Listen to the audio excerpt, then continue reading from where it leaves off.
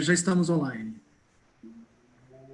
Bom, boa tarde a todos. Em primeiro lugar, eu quero agradecer a essa parceria da Instituição Fiscal Independente, que eu tenho a honra de dirigir junto com o Daniel Cury, o Josué Pellegrini, e com o IDP, Instituto Brasiliense de Direito Público. E aqui temos a honra de ter o ministro Gilmar Mendes também, representando o IDP, que deve fazer suas considerações iniciais. Teve a gentileza de participar agora no começo dessa nossa live. O tema desse nosso debate de hoje é o financiamento da crise do coronavírus. Nós convidamos para falar sobre esse assunto o ex-ministro da Fazenda, nosso sempre ministro Maílson da Nóbrega, com quem tive a honra de trabalhar na Tendências Consultoria, também nessa área de finanças públicas, macroeconomia, o Josué Pellegrini, que é diretor da IFE, consultor do Senado, o professor Márcio Holland, representando também a Fundação Getúlio Vargas, a Escola de Economia de São Paulo, sempre um parceiro importante nosso da IFE, e a Mônica Debole, que dispensa apresentações, é a nossa conselheira, membro do Conselho de Assessoramento Técnico. E antes da gente começar esse debate, propriamente dito, eu gostaria de passar a palavra para o ministro Gilmar Mendes, cumprimentando mais uma vez, sobretudo pelas iniciativas que o IDP tem tido nesse momento de crise, para fomentar o debate jurídico e também o debate econômico, de administração pública. E, então, para nós é um prazer, ministro, passo a palavra para o senhor. Obrigado, Felipe. Eu queria cumprimentar a todos, cumprimentar o professor Maílson da Nóbrega, nosso ministro Maílson da Nóbrega, Mônica Bonli, o Márcio Holland, o Josué Pellegrini. Cumprimentar você, Felipe, por essa iniciativa. Acho que é extremamente importante. Temos feito um esforço para, na medida do possível, participarmos desse debate e encetarmos esse debate num momento tão crucial e tão desafiador para todos nós, em que temos, como alguns têm observado, um acúmulo de crises, um coquetel de crises, porque só já a pandemia já seria um desafio suficiente, mas isso se associou a esse remédio que envolve a paralisia da economia, e isto traz uma brutal crise econômica, e nós estamos, além do mais, cultivando uma crise política. Portanto, temos, de fato, um coquetel de problemas que precisamos arrostar e desafiar, e eu acho que a academia tem que se debruçar sobre isto e tem que discutir, a política tem que discutir. Eu acho que todos nós estamos obrigados a nos debruçarmos sobre esses desafios para que possamos superar esse conglomerado de crises e, oxalá, como em outros momentos, nós possamos superar. Ainda recentemente, eu estive com o ministro Maílson da Nóbrega, fazendo com ele uma entrevista, um levantamento sobre o processo constituinte,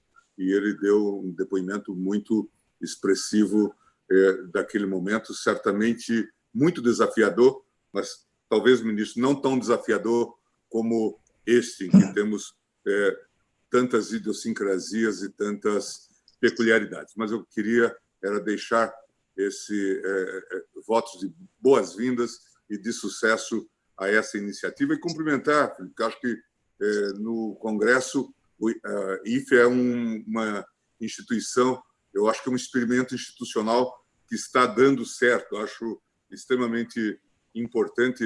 Ainda recentemente eu conversava com o presidente Rodrigo Maia e dizia que teria que ter mais modelos semelhantes ao IFE, autoridades com esse porte e com essa leveza, né, que permite que, sem grande burocracia, se faça trabalhos com grande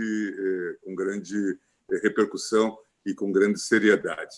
Eu vou me despedir aqui, porque eu tenho que ir passar para a sessão, mas gostaria de deixar esses votos. Considerem todos saudados e abraçados. Muito obrigado. Obrigado, ministro, pela generosidade das palavras.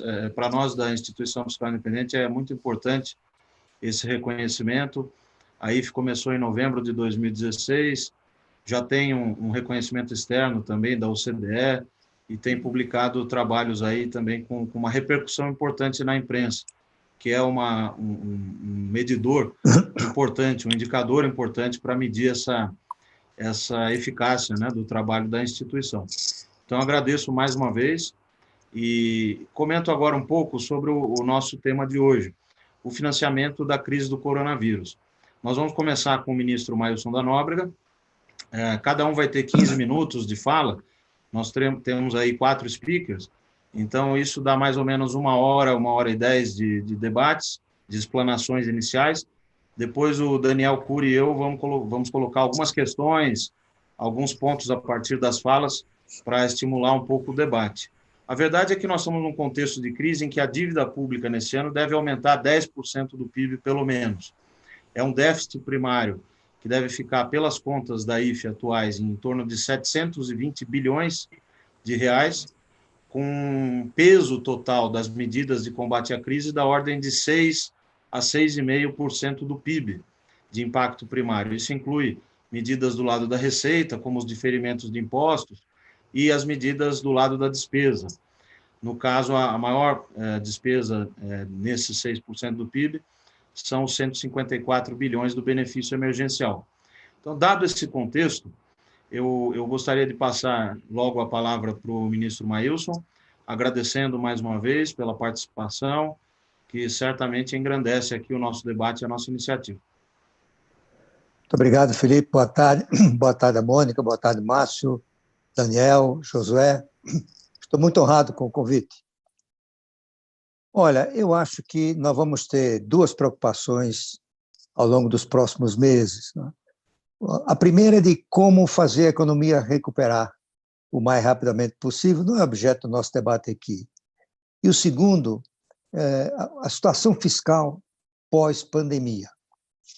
Pelo próprio cálculo do Felipe, nós devemos ter um déficit primário este ano da ordem de 8% do PIB, né? Além do 1,64% que já era do programa, mais esses adicionais. Mas já tem gente falando em 9% do PIB. Isso indica que a relação entre a dívida e o PIB vai se situar na região de 90%, 92%. E o último dado que eu vi da média dos países emergentes, essa relação é de 53%. E como a gente sabe, a relação dívida-PIB é o principal indicador de solvência do setor público e olhado com muito interesse por investidores e particularmente por agências de classificação de risco. A gente viu declarações da S&P esta semana assinalando que as fragilidades do Brasil estão no seu desequilíbrio fiscal e no crescimento da dívida. E talvez por isso a S&P já reduziu a perspectiva que tinha sobre a nota de crédito do Brasil, que passou de positiva para neutra. 2 semanas atrás, a Fitch mudou também de neutra para negativa, né? Eu acho que o que a gente tem que começar a discutir seriamente como financiar ou como lidar com esse acréscimo gigantesco, digamos assim, de endividamento público. A relação dívida-PIB dará um salto de 15 a 17 pontos percentuais, né? Eu acho que não cabe pensar que tudo vai voltar ao ponto de partida inicial. Ou seja, houve a crise e agora vamos fazer as reformas e tudo bem. Eu tenho a impressão que essa é uma visão pouco realista. Me parece aquela da empresa que está dando prejuízo, mas tem uma boa marca, tem uma boa gestão, mas por uma série de razões ela começa a dar prejuízo, e ela tem um acordo com os bancos em que os bancos entendem a situação, compram o programa de ajuste dessa empresa e financiam adicionalmente as suas atividades. Só que no meio desse processo acontece uma desgraça. A empresa é atingida por um incêndio, digamos assim, que destrói parte do seu parque fabril. A situação é outra. Não há mais o que falar no programa original. Tem que ter um novo patamar de ajuste. É nisso que nós estamos, né? O Brasil precisa dar um sinal à sociedade nossa, brasileira, mas também aos investidores e avaliadores de risco no mundo inteiro, né? Que temos um programa para absorver essa dívida. essa dívida, esse acréscimo de dívida.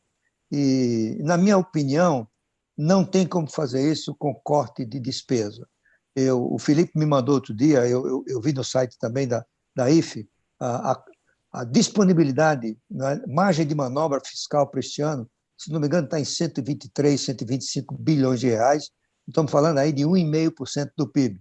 Se paralisasse todas as atividades do governo, nas quais ele tem, digamos assim, flexibilidade orçamentária, isso significaria uma contribuição relativamente pequena para o gigantesco problema de absorver o custo da crise. E, portanto, na minha opinião, nós vamos ter que considerar seriamente um aumento da carga tributária. Não tem que se falar em aumento de carga tributária agora, porque isso significaria fragilizar as empresas, fragilizar as pessoas, mas temos que pensar seriamente nisso no pós-crise. E esse aumento de carga tributária tem que ter algumas características na minha avaliação. Em primeiro lugar, não pode recorrer a impostos sobre o consumo, ICMS, ISS, PIS, COFINS, IPI e assim por diante, porque, como a gente sabe, são impostos regressivos. Eles penalizam proporcionalmente mais as classes menos favorecidas. E estas estão pagando o maior preço da crise enquanto ela se desenvolve.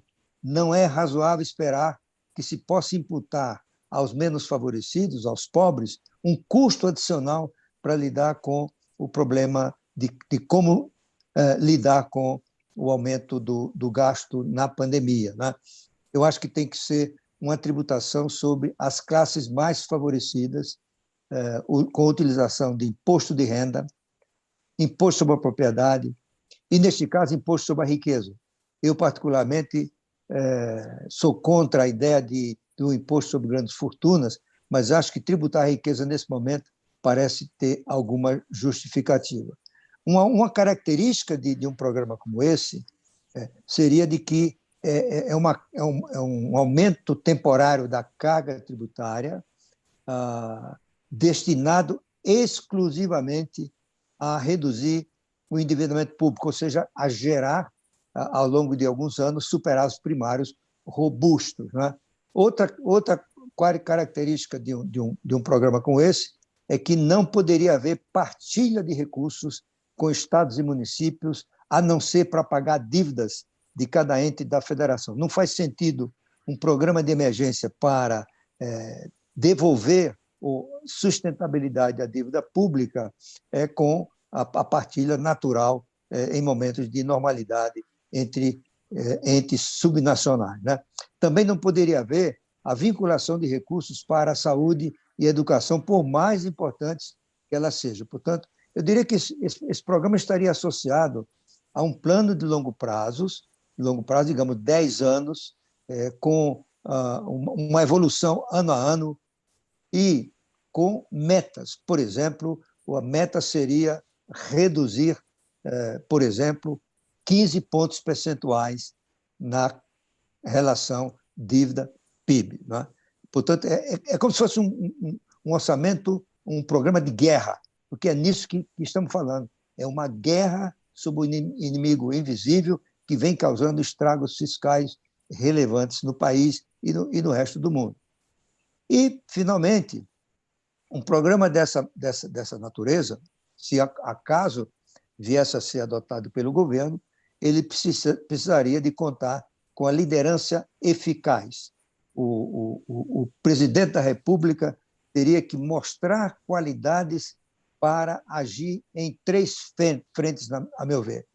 A primeira frente, o de mobilizar a sociedade para aceitar esse programa, né? A segunda frente seria de articular com o sistema político o apoio do Congresso às medidas que seriam necessárias para pôr o programa em pé. Isso implica compartilhar o poder para formar uma base parlamentar coesa e majoritária. E, finalmente, gerar as mensagens para a sociedade de serenidade, equilíbrio, inclusive para se contrapor às reações que virão dos diversos setores atingidos. eu imagino que os segmentos mais favorecidos do setor público, altos salários do Judiciário, do Ministério Público, do Poder Executivo, do Poder Legislativo, teriam que dar uma contribuição adicional e certamente se mobilizarão muito desses segmentos contra as medidas. E não é muito claro para mim se nós dispomos, nesse momento, desta liderança. É isso.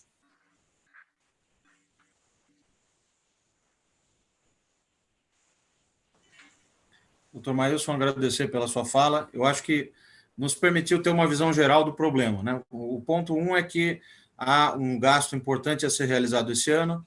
A dívida, pela sua avaliação, até um pouco mais pessimista do que a da IFE, deve aumentar bastante nesse ano de 2020.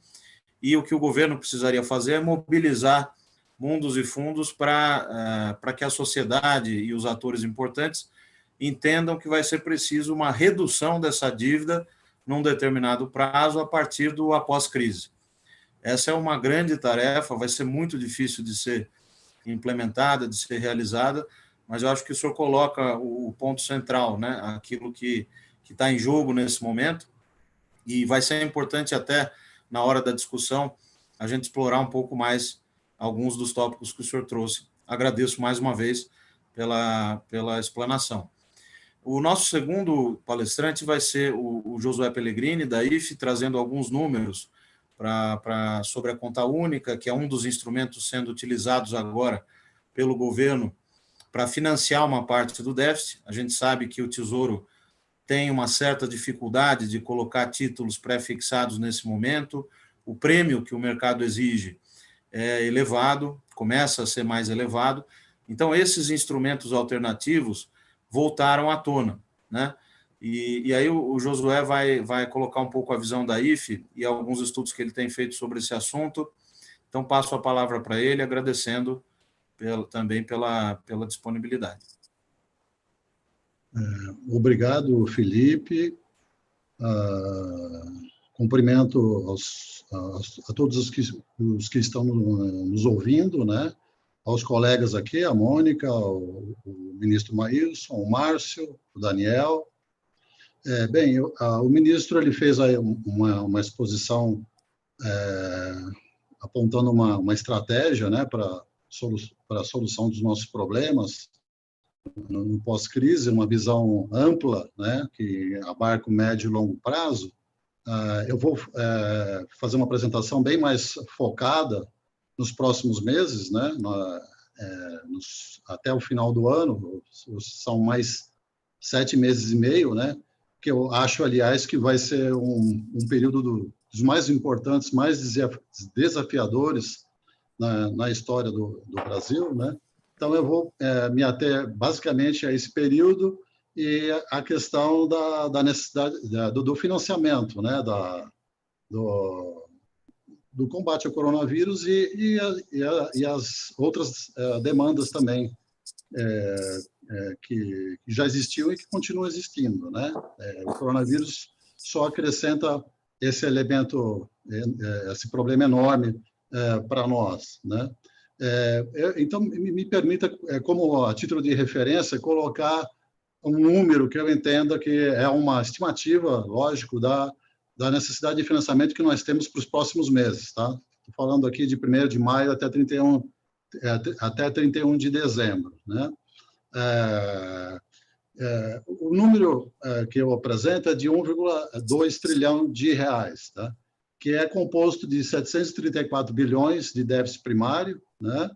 do governo central, no caso, e mais 461 bilhões de rolagem da dívida pública, né?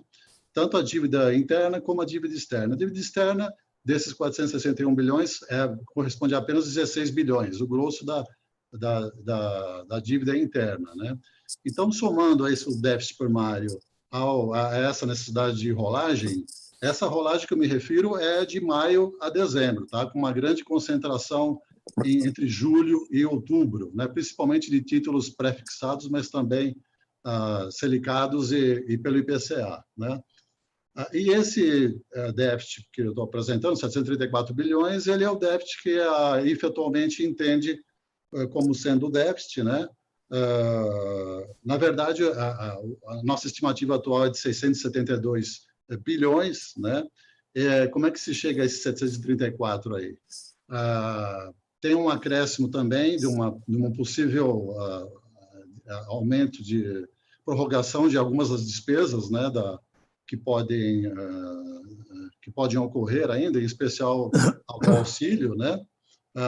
O que daria 826 bilhões. Mas o mês de abril já passou, né? Como eu estou falando de maio para frente, eu estou tirando um mês, né? Por que eu não estou tirando os 4 meses? Porque de janeiro a março já foi e o resultado foi praticamente zero, né?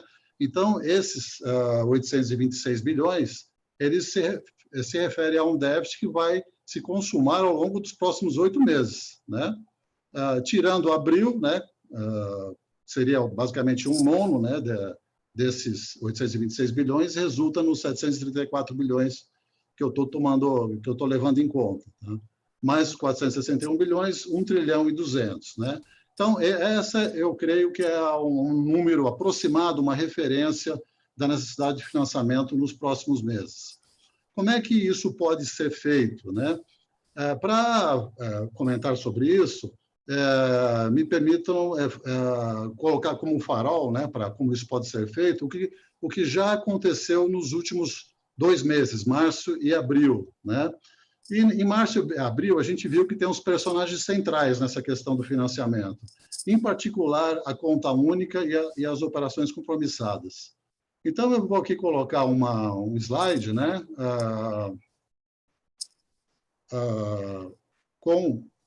que contém, né, os números dessas duas variáveis, né?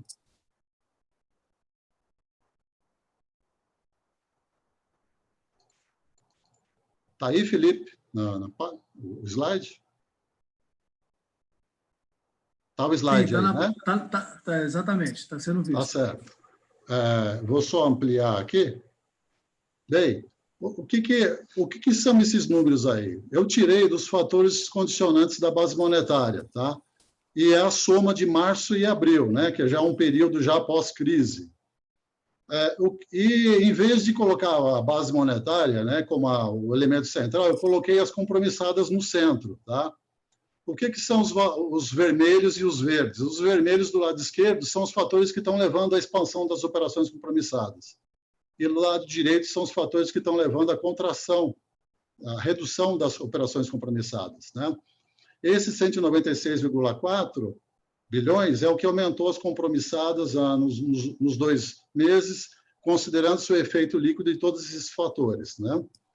É bom salientar que nós vivemos num regime de metas de inflação, então as operações compromissadas elas são utilizadas para tirar o excesso de liquidez ou recolher o excesso de liquidez que leve a taxa de juros para a meta que o Banco Central tem. Meta essa, por sua vez, que é definida para alcançar a meta de inflação, né? Então, a operação compromissada é como que uma variável que ela serve para fazer o ajuste no final em função de todos os fatores que estão atuando para contrair ou expandir a base, né? Então, o que a gente constatou em março e em abril? Que os grandes fatores que levaram a expansão das compromissadas foram a conta única e os títulos públicos. Conta única, 115 bilhões, títulos públicos, 210 bilhões. O que é lá a conta única? O governo está utilizando, né, por meio de saques da conta única, ele está pagando, né, os compromissos, as despesas que estão ocorrendo nesses 2 meses, né, uma boa parte já em função das medidas de combate ao coronavírus, né.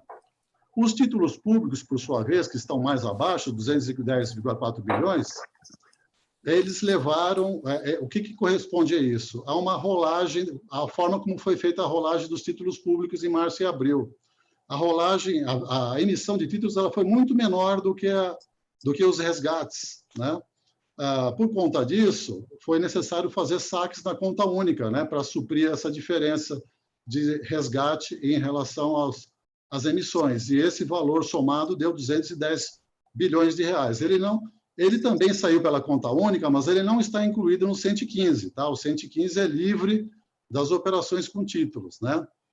Então, o que está acontecendo com essas duas contas vermelhas? O governo está, por meio de saques da conta única, ele está financiando os gastos e os títulos públicos que não estão sendo emitidos em relação aos resgates. Isso está levando à expansão da liquidez da economia e o Banco Central está recolhendo por meio de operações compromissadas, né? Isso pelo lado vermelho, daqueles que estão obrigando a expansão das compromissadas. Pelo lado da direita, os verdes, nós temos os que estão ajudando a contrair as operações compromissadas, né? No caso, o elemento central aí são as operações externas, que nada mais são que as vendas de reservas internacionais que estão sendo feitas pelo Banco Central para conter os excessos lá no mercado de câmbio, né? O Banco Central vende os dólares, recolhe a liquidez, né? E aí ele repõe de novo a liquidez, né? Por meio de resgate de operações compromissadas. O que deu 129,4 bilhões. E, por fim, a moeda, 33,5 bilhões, né?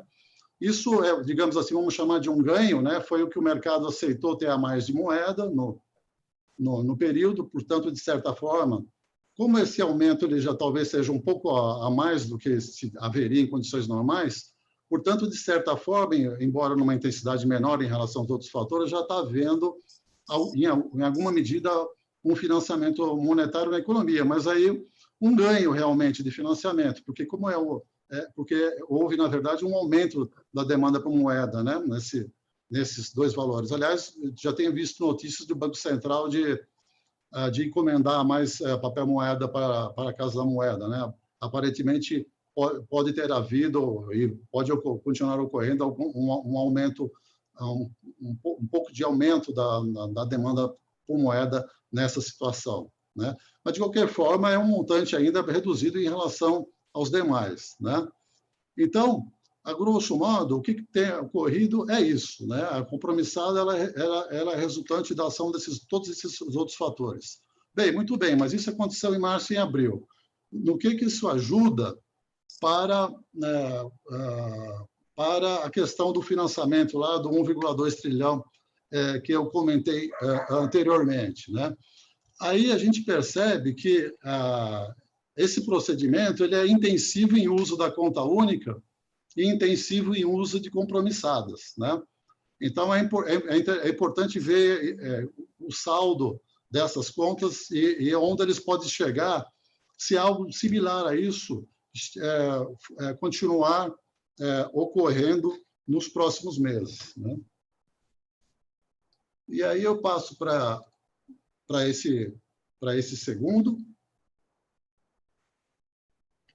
item, né? Desculpe, esse aqui, né? Bem, então são 1,2 trilhões, tá? Como eu falei lá, as operações externas elas estão ajudando, né, a evitar uma expansão maior das compromissadas. Em que medida isso pode continuar ocorrendo, né? Bem, se a gente supor uma venda de reserva de 6 bilhões por mês, né, a um custo de 5,80, nós temos aí, daqui de abril até dezembro, 278 bilhões de reais. Tá? Pode parecer muito, mas se for considerar que de agosto a dezembro do ano passado foi vendido 7,4 bilhões, ou seja, antes da crise, 7,4 bilhões por mês de dólares, né? 6 bilhões nesse período de pandemia, de maio até dezembro, não parece uma quantia elevada. 5,80 o mercado já chegou a esse nível, então nós temos 278 bilhões de reais. Então, esse montante seria o efeito das operações externas de contenção das compromissadas, tirando aquele que já ocorreu, de março e abril, que apareceu na tabela anterior, no gráfico, no desenho anterior. Isso seria para os próximos 8 meses. Então, tirando do 1,2 trilhão esses 278 bilhões, a gente chega à necessidade restante de 917 bilhões, né? O 1,2 trilhões, né, que é isso daqui, menos 278, cerca de 13% do PIB. Esses 917 bilhões, esses sim, eles terão, pelo andar da carruagem, que ser trabalhados na gestão da dívida pública e das operações compromissadas, né? aquelas providências todas que o ministro colocou, né, são providências que vão ter que aparecer como solução para os problemas da necessidade de financiamento do país, no médio e longo prazo, mas nós estamos tratando aqui dos próximos meses, né? E como que poderia ser, qual seria um possível cenário para o tratamento desses 917 bilhões? Aí, como eu falei, o modelo que tem sido empregado nos últimos 2 meses, ele é intensivo em uso da conta única, né? E qual é o valor da conta única? A gente estima que no final de abril ela tenha chegado a 1 trilhão e 55 bilhões de reais, que nada mais é que o saldo de março, 1.235, mais a remuneração, menos o que já caiu a conta única no mês de abril, né? Sempre lembrando que eu estou raciocinando aqui de maio a dezembro, tá? Então, o saldo da conta única, a estimativa que temos é que no final de abril ela chegou a 1 trilhão e 51 bilhões de reais, o que é superior a 917 bilhões de reais. Então, à primeira vista, parece que há munição suficiente para continuar aquele procedimento, né, de utilização da conta única e uma rolagem reduzida de títulos usando os saques na conta única, né? Aí um problema de fontes, tá? Porque o saldo da conta única, infelizmente, ele tem um monte de caixinha, que nem o orçamento. Então, é preciso ver em que medida essas caixinhas podem atrapalhar o uso desse saldo dessa conta única para a rolagem da dívida e para financiamento dos gastos. Eu, o Felipe Salto e o Daniel Cury, nós estamos tentando analisar um pouco melhor em que medida essas fontes elas podem atrapalhar um pouco esse processo, né? Aí pode-se alegar também que não convém utilizar todo o saldo da conta única, né? Porque, afinal de contas, se eu usar o 1 trilhão para financiar lá os 917 bilhões, vai sobrar muito pouco, vai acabar com o colchão de liquidez. Mas aí eu lembro que já tem 500 bilhões de reais acumulados em resultado do Banco Central para ser eventualmente transferido para a conta única do Tesouro Nacional em caso de necessidade.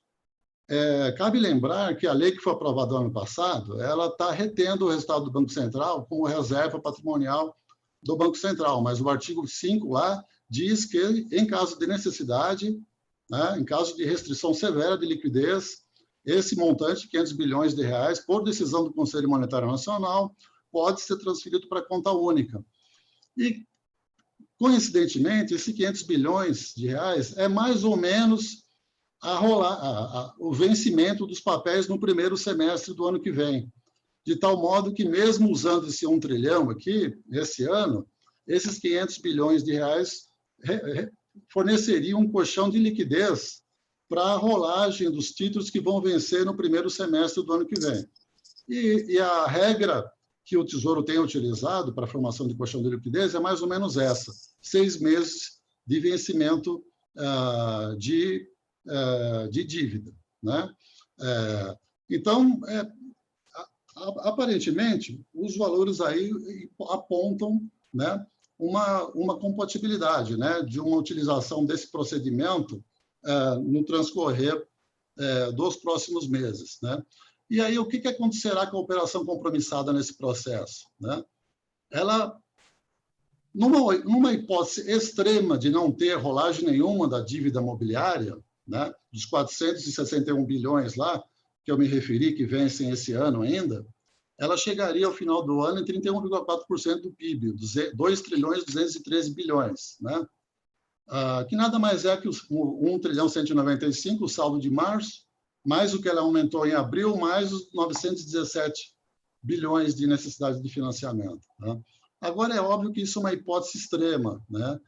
Caso a rolagem seja de 50% da dívida imobiliária, lembrando que em março a rolagem foi de 20%, né?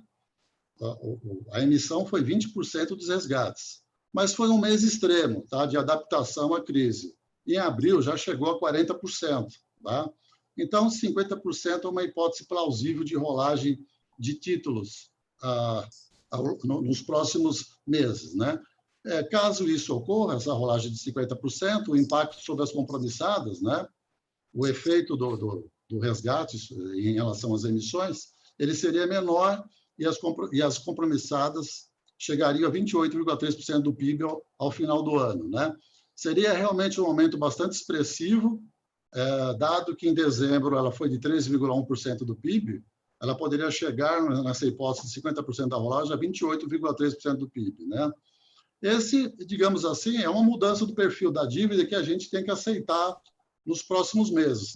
É de se esperar que, numa situação com tal gravidade, né, o perfil da dívida sofra alguma deterioração até o final do ano. E uma dos indicadores de deterioração é aumento é uma redução do prazo e uma concentração nas compromissadas, o que provavelmente deverá ocorrer, né? E esse 50% que eventualmente se role dos títulos imobiliários, ele também deve ter uma mudança de composição, eventualmente com uma maior participação de Selic, porque é mais difícil de chegar a um preço, na queda de braço com os investidores, né? Um preço aceitável para os papéis pré-fixados e corrigido pelo IPCA. Então, é bem possível que haja também uma mudança desse perfil da dívida imobiliária com uma maior participação dos selicados e com um encurtamento de prazo, né? Eu acho que é um custo a se pagar nesse contexto, né? E ainda bem que a gente tem esses instrumentos, né? Costuma-se falar mal, né, das compromissadas e LFTs. Eu acho que até esse julgamento ele até tem uma certa razão em períodos de normalidade. Mas, né, nessa situação que nós estamos, com esse grau de gravidade, ainda bem que a gente tem esses instrumentos, né, a LFT e as compromissadas, para segurar essa liquidez toda no financiamento da dívida pública, né? É óbvio que tem que tomar alguns cuidados, especialmente em manter a rentabilidade relativa desses fontes de financiamento em relação a todas as outras opções que os investidores têm de investimento, né? Aí é preciso tomar um cuidado, fazer uma calibragem com cautela da redução da Selic, por exemplo, mas aí eu acho que eu já estou me estendendo demais, né, Felipe? Então, eu vou deixar essa questão final, eventualmente, para outras considerações que haja tempo de fazer. Muito obrigado pela atenção de todos. Excelente, Josué. Obrigado pelas considerações. Essa análise que o Josué faz, envolvendo a conta única e esses instrumentos não muito conhecidos de financiamento do déficit público, eles agora vão precisar entrar na agenda do dia a dia de análise de quem analisa as contas públicas, porque não vai ser só emissão de título, vai ser muito mais o uso de tudo aquilo que ficou depositado de anos anteriores, mais o lucro do Banco Central da conta única, para que se possa ajudar nesse financiamento. Agora, não existe mágica, né? O efeito, em última instância, como o Josué mostrou, é de aumento, seja das operações compromissadas, seja da dívida mobiliária do Tesouro Nacional. A grande questão que se coloca vai haver dificuldade ou não para uma expansão de dívida tão grande como acontecerá nesse ano. O cenário, digamos assim, mais provável é esse que o Josué expôs, no sentido que vai haver um encurtamento da dívida e uma maior indexação à Selic. Nos parece o mais razoável por enquanto, né, a partir das análises que a gente tem feito. Então, obrigado mais uma vez, Josué. Passo para a Mônica Deboli, que é a nossa conselheira, membro do Conselho de Assessoramento Técnico da IFE. É um órgão que foi instituído pelo presidente do Senado, Davi Alcolumbre, de acordo com a legislação que criou a instituição. A Mônica vai falar um pouco de outras alternativas do financiamento do déficit. Ela escreveu recentemente um artigo sobre a possibilidade do Banco Central entrar emitindo moeda, e aí a gente quer saber quais são as consequências, se isso é realmente viável, como que ela enxerga a passagem pela crise e o financiamento dessa crise ao longo de 2020. Obrigado, Mônica. Obrigada, Felipe. Obrigado a todos. Obrigado ao ministro Maílson, Josué, Daniel, Márcio. Um prazer estar aqui com vocês, discutindo esse tema que é evidentemente de extrema relevância e urgência para a gente pensar como é que a gente vai atravessar esse período. Eu achei muito interessante, por várias razões, eu achei extremamente interessante a apresentação do Josué com os números e com os dados sobre o que tem acontecido até agora com as operações compromissadas, e principalmente, o que me chamou a atenção foi o dado relativo à demanda, ao aumento da demanda por moeda. Então, vou fazer algumas considerações sobre isso. Antes de chegar nisso, no entanto, eu queria primeiro traçar umas linhas gerais de como eu estou vendo o cenário, mais o cenário de fundo. E aí eu estou absolutamente alinhada com vários dos pontos que foram levantados pelo ministro Maílson. Então, primeiro ponto sendo que, inevitavelmente, a nossa dívida, a nossa razão dívida PIB vai subir bastante, vai subir tanto porque o PIB vai cair, quanto porque a gente vai ter necessidade de emitir dívida, como a gente já está tendo. Não dá para escapar desse cenário. É verdade, o Brasil entra nesse quadro numa posição fragilizada, porque, em comparação com pares emergentes, o Brasil tem já uma razão de dívida PIB mais elevada do que os seus pares. No entanto, todo mundo vai acabar indo por esse caminho, né? Todos os países emergentes vão passar por isso, todos os países desenvolvidos vão passar por isso. Então, tem algo aqui que é diferente da crise de 2008, em que as ações de estímulo mais concentradas e mais vultosas acabaram ficando nas mãos dos países desenvolvidos, menos nas mãos dos países emergentes, e, portanto, a gente não teve, ou a gente não sofreu naquela ocasião, verdade, era uma ocasião diferente, um tipo de crise diferente também, mas a gente não sofreu o mesmo tipo de alta generalizada, nesse caso que vai acontecer agora, de razões de dívida PIB. Então, às vezes, uma questão que eu vou deixar aqui na mesa, porque é algo sobre o qual eu me pergunto constantemente, digamos assim, no cenário de saída, o que quer que seja esse cenário de saída, qual vai ser, de fato, a posição relativa do Brasil em termos de dívida PIB? E quando eu digo posição relativa, eu digo isso tanto em relação aos nossos pares emergentes, quanto em relação aos países desenvolvidos. Porque, apesar da gente ter entrado nessa crise como um certo ponto fora da curva, né, com uma dívida mais elevada, é provável que na saída o nosso relativo esteja razoavelmente melhor, porque todo mundo vai aumentar a dívida, do que estava antes. E talvez isso daí tenha um peso e tenha alguma influência nesses cenários que eu compartilho de preocupação com o que vai acontecer com a dívida PIB, mas talvez o cenário seja menos ruim, num certo aspecto, não porque todo mundo vai estar melhor, mas porque todo mundo vai estar pior e vai estar pior na mesma direção. Então, essa é uma primeira reflexão. A segunda reflexão, e aí toca direto, aí eu volto aos pontos e as questões que o Felipe levantou, é a questão sobre a natureza dessa crise. Que tipo de crise é essa e como é que ela nos atinge, como é que ela atinge o resto do mundo? A gente sabe, mas é preciso dizer toda vez, que essa não é uma crise na origem ou na essência econômica. Ela é uma crise econômica agora, mas ela vem por conta, a crise econômica provém de uma crise de saúde pública, de uma pandemia. Então, tem certos aspectos aqui que tornam o quadro, o cenário que a gente enfrenta e enfrentará muito diferente de quadros anteriores. Então, a comparação que sempre eu faço, e imagino todo mundo faça, é voltar à crise de 2008 e olhar, guardadas as diferenças entre a posição relativa do Brasil naquela ocasião e a posição relativa do Brasil agora, qual é o cenário que a gente tem, qual é o cenário que se coloca.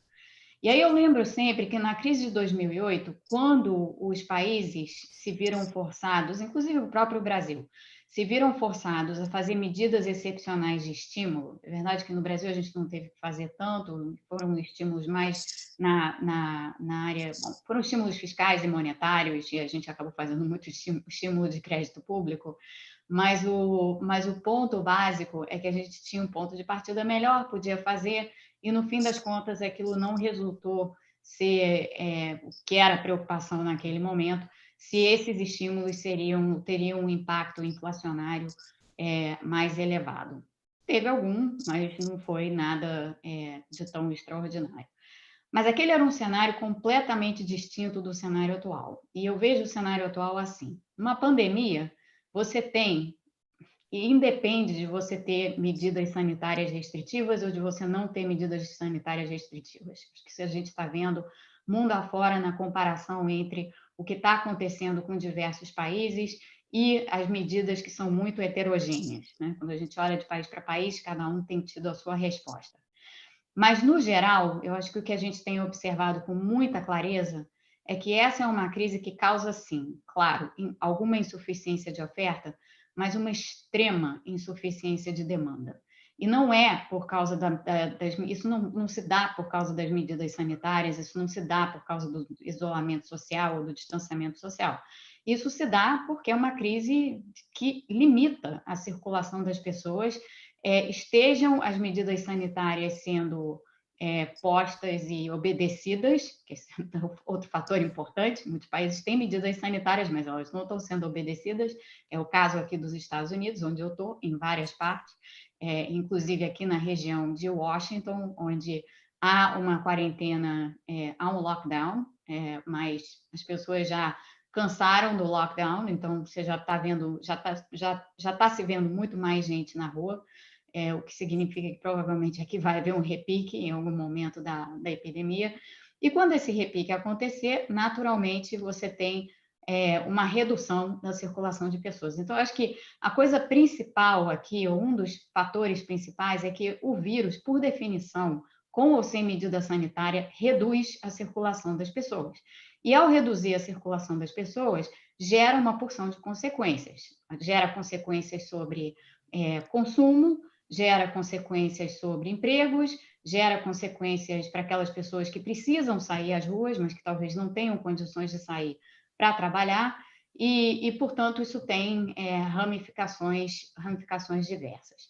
O ponto final disso tudo é que, se de fato a insuficiência de demanda for muito mais aguda do que qualquer potencial insuficiência de oferta, no final das contas, o que essa crise representa para o mundo e para o Brasil, onde isso é inédito, ela configura um quadro de tendência deflacionária. Se essa tendência deflacionária de fato vai se configurar ou não, é algo que a gente tem que observar, mas simplesmente vendo o que está acontecendo no resto do mundo e já observando o que aconteceu com a inflação no Brasil em março e em abril, dá para dizer, eu acho, com um pequeniníssimo, ainda muito diminuto, grau de confiança de que essa crise está tendo um impacto nessa direção. Se essa direção vai se configurar como uma tendência ou não, a gente tem que observar os próximos meses para saber. Mas se o cenário for esse, se o cenário for um cenário de deflação, um cenário deflacionário, que, como eu dizia, é algo que nós jamais enfrentamos no Brasil, a nossa experiência é outra, como bem sabe o ministro Maílson, é uma experiência inflacionária, hiperinflacionária, de inflação cronicamente elevada. O contexto de discussão da política econômica ele é muito diferente num quadro deflacionário. Então, a gente começa a tratar de temas e a tratar de assuntos que a gente jamais pensaria que a gente iria tratar no caso brasileiro. Então, para entrar na questão da emissão de moeda, eu tenho discutido isso um pouco, tenho pensado muito sobre isso, tem tido alguma confusão, eu acho, no debate brasileiro sobre o que realmente configura emissão de moeda, porque, como a gente sabe, a emissão de moeda pode ser feita de várias formas, né? Você tem várias maneiras de emitir moeda. Uma maneira de emitir moeda, e que não necessariamente é uma emissão monetária que saia do balanço do Banco Central, é o que faz hoje o Fed, é o que faz hoje o Banco da Inglaterra, é o que faz hoje o Banco Central Europeu, é o que faz hoje o Banco do Japão, que, aliás, já vem fazendo tudo isso, em alguma medida, desde 2008, com interrupções no meio do caminho, que são as medidas de quantitative easing, são as medidas que a gente chama em português de afrouxamento quantitativo, que eu acho um termo horrível, eu prefiro o termo em inglês. As medidas de quantitative easing são medidas em que você compra títulos do Tesouro, o Banco Central compra títulos do Tesouro no mercado secundário, em maturidades a serem definidas pelo Banco Central. Então, a experiência aqui nos Estados Unidos com o Fed foi que o Fed comprou títulos de maturidades diversas, normalmente maturidades mais longas, porque o objetivo aqui era justamente fazer um achatamento da estrutura a termo e permitir, portanto, que as taxas de juros mais longas se reduzissem, de forma a gerar algum tipo de estímulo para a economia, além de, em 2008, ter a questão da desalavancagem das famílias, que era extremamente necessária naquele momento. Então, essa foi uma das principais razões para se fazer esse tipo de medida aqui.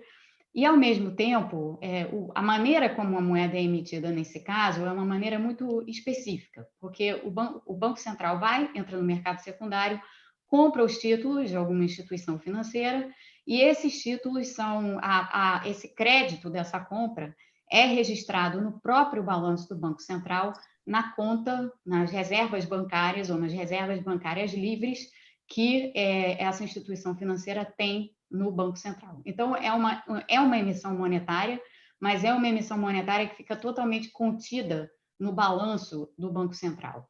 E, em ficando contida no balanço do Banco Central, não tem qualquer repercussão inflacionária, como a gente viu, como a gente já viu. Então, assim, a gente já constatou isso nas circunstâncias de vários países desenvolvidos. Então, esse é um tipo de emissão monetária que, em tese, não gera inflação alguma. O que para nós foi uma surpresa, porque em 2008, quando a gente viu o Fed começando a fazer esse tipo de operação, quando a gente viu outros bancos centrais começando a fazer esse tipo de operação, havia uma suspeita, e uma suspeita que foi vocalizada por muitos economistas de grande renome e tal, que isso daí pudesse, sim, com emissão monetária, você naturalmente criaria as condições para um processo inflacionário mais à frente. Não se deu, ao menos não esse tipo de emissão monetária. O nosso Banco Central não tem, como a gente sabe, a capacidade de fazer isso ainda, mas isso está previsto, esse tipo de atuação está previsto na PEC 10, que é a chamada PEC do Orçamento de Guerra, que ainda está em tramitação no Congresso. Se a PEC for aprovada, com a permissão para que o Banco Central utilize esse tipo de instrumento monetário, eu imagino que a gente vai caminhar rapidamente para isso. E aqui a gente entra conjuntamente numa discussão a respeito da Selic, porque o Josué muito bem dizia que tem que ter uma certa cautela no processo de redução da Selic. A Selic hoje está em 3%. É curioso, porque quando a gente olha para as curvas de juros no Brasil, para os DIs, por exemplo, a gente vê que os juros para 2021 nos contratos de DI estão abaixo da Selic, então tem já contratado, ao menos na visão do mercado, uma redução adicional da Selic nos próximos meses. Se o quadro for um quadro mais deflacionário, como eu imagino, eu acho que o Brasil vai chegar numa situação completamente inédita na sua história. É provável que o Brasil chegue a ter taxa de juros nominal igual a zero. Eu não descarto esse cenário de forma alguma. E aí tem uma discussão curiosa, que é a discussão sobre como que você poderia fazer, se o Banco Central for autorizado a fazer quantitative easing, se você precisa esperar que a Selic chegue a zero ou se você poderia começar a fazer uma espécie de quantitative easing antes da Selic chegar a zero. E aí eu acho que entra a discussão, sem dúvida alguma, sobre a rentabilidade dos ativos e a capacidade de financiamento da dívida é relevante, mas se o quadro for deflacionário, o espaço para a Selic cair é maior e, na verdade, talvez a Selic já pudesse até ter caído mais do que caiu. Na questão de se você faz QE antes ou você espera, não existe justificativa econômica alguma para que você tenha que esperar a Selic a zero para só depois fazer quantitative easing. vários países, cito aqui de novo o Reino Unido e o Banco Central Europeu lá atrás, não nesse momento, mas lá atrás, resistiram à redução das suas taxas básicas a zero, não quiseram reduzi-las a zero, optaram por iniciar programas de quantitative easing antes dessas taxas terem chegado a zero. O que aconteceu? O que aconteceu foi que a taxa efetiva no mercado de reservas bancárias se descolou da taxa de referência, da taxa básica, da taxa meta do Banco Central, por um tempo. Depois, essas taxas elas convergiram por diversas razões. Penso eu que se isso acontecesse no Brasil, não deveria ter, pelo menos, consequências maiores. Então, se o quadro for um quadro deflacionário, eu acho que a gente tem que realmente começar a pensar, assim que a gente puder, a gente tem que realmente começar a pensar no quantitative easing, que para nós será inédito, aliás, não só para nós, para países emergentes, porque esse tipo de instrumento foi usado até hoje em dia apenas por países desenvolvidos. Chegando nós nessa situação, a gente teria até, em potencial, porque no fim das contas é disso que se trata, a gente tem um instrumento adicional, digamos assim, de absorção da dívida pública. Esse instrumento é o Banco Central, pelas próprias operações de quantitative easing. Então, a instituição do quantitative easing, cujo objetivo é tentar evitar, na medida do possível, a concretização de um quadro deflacionário, ela, ao mesmo tempo, tem um papel de auxílio nessa questão do financiamento e da rolagem da dívida, no financiamento e da rolagem da dívida pública, por definição, né? Porque o Banco Central, nessas circunstâncias, vira uma espécie de... Tem o pessoal cortando grama aqui atrás, tá? Não vou ter o que fazer com esse barulho. Mas isso é o vizinho. Mas vira uma espécie de... Nessas circunstâncias, o Banco Central vira uma espécie de absorvedor da dívida de última instância, que é algo que nós já fizemos de forma muito atrapalhada no passado e nos causou inflação, mas hoje em dia está colocado de forma completamente diferente se esse for o cenário que a gente está vendo. Para além disso, só para encerrar, porque acho que eu já estourei aqui um pouco do tempo, não sei, Felipe, você me diz, faz um sinal aí qualquer. Tem outras formas de emissão monetária que pode se pensar. Não se pensaria em nenhum outro contexto que não fosse um contexto de deflação. Mas essas outras formas de emissão monetária passam por algo que o Josué constatou na apresentação dele, que é esse aumento da demanda por moeda. De fato, isso está acontecendo em vários contextos. O contexto do auxílio emergencial de R$600 é um deles, né? Então, essa medida e a busca das pessoas por dinheiro, a preferência por liquidez, digamos assim, a preferência extrema por liquidez, eu diria, ela está posta. É provável que essa demanda por moeda excepcional que a gente está vendo já, ela se acentue nos próximos meses, se o quadro for um quadro de deflação, e, portanto, há espaço aí para uma emissão direta, sem que isso cause danos inflacionários, o que, de novo, é algo sem precedente no contexto brasileiro, a parte sem danos inflacionários. Então, com essas observações aqui sobre o cenário geral, eu vou terminar minha fala aqui para depois a gente poder debater. Obrigado, Mônica. Acho que você colocou bem o contexto geral da crise e aplicando para o Brasil, qual seria, na prática, essa atuação do BC, entre aspas, emitindo moeda, né? A própria PEC do orçamento de guerra, PEC número 10, na verdade, já promulgada, ela autoriza essa entrada do Banco Central no mercado secundário de títulos públicos. E acho que vai ser por esse caminho que a coisa vai acabar se concretizando. Claro que tem a discussão da meta Selic. Se você faz uma expansão monetária tal que a meta Selic não seja observada pelos mercados, isso tem consequências, a inflação está baixa, etc., mas seria uma mudança nessa sistemática que a gente tem observado aí, pelo menos desde a instituição do regime de metas de inflação.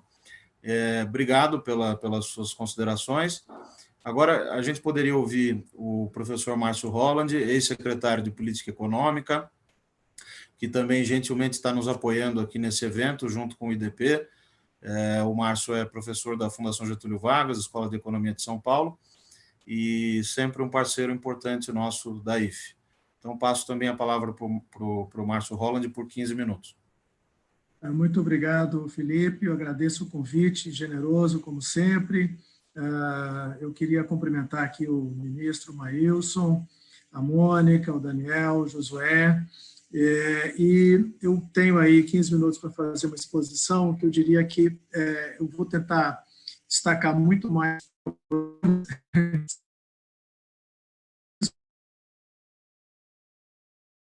que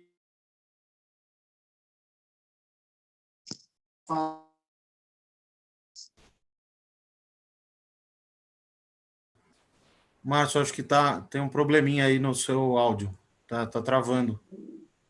Se você puder repetir, vamos ver se melhora.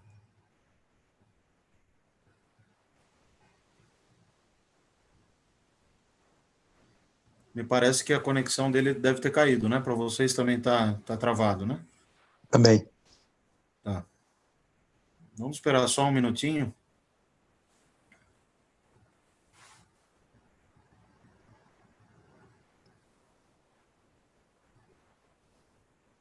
Aproveitando para dizer que a gente está aqui com quase 200 pessoas assistindo pelo YouTube.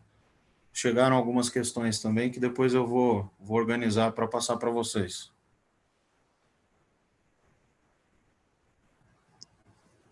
Vamos ver aí se o Márcio volta.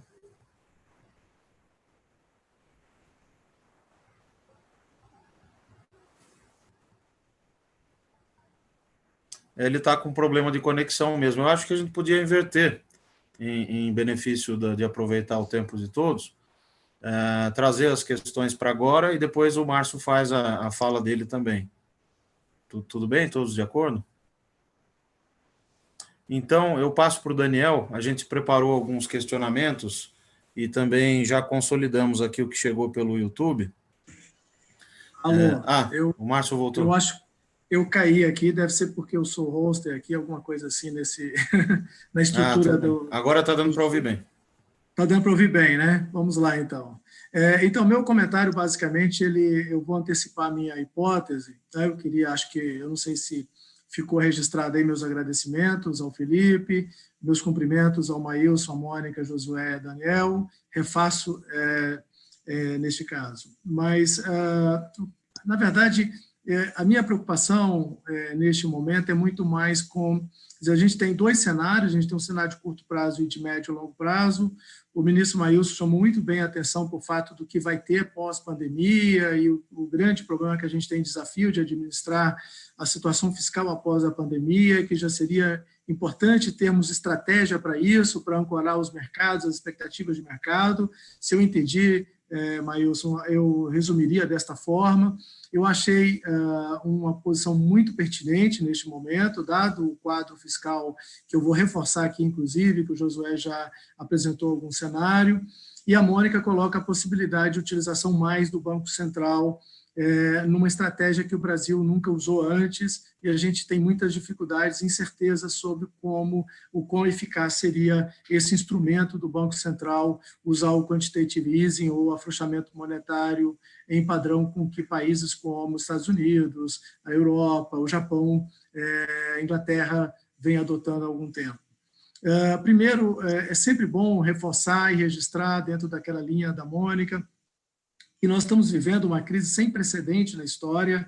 Quando a gente olha e compara com a Primeira Guerra Mundial, a Grande Depressão, a Segunda Guerra Mundial, choques do petróleo, a crise de 2008, tá? Nada é igual, nada é comparável. Tá?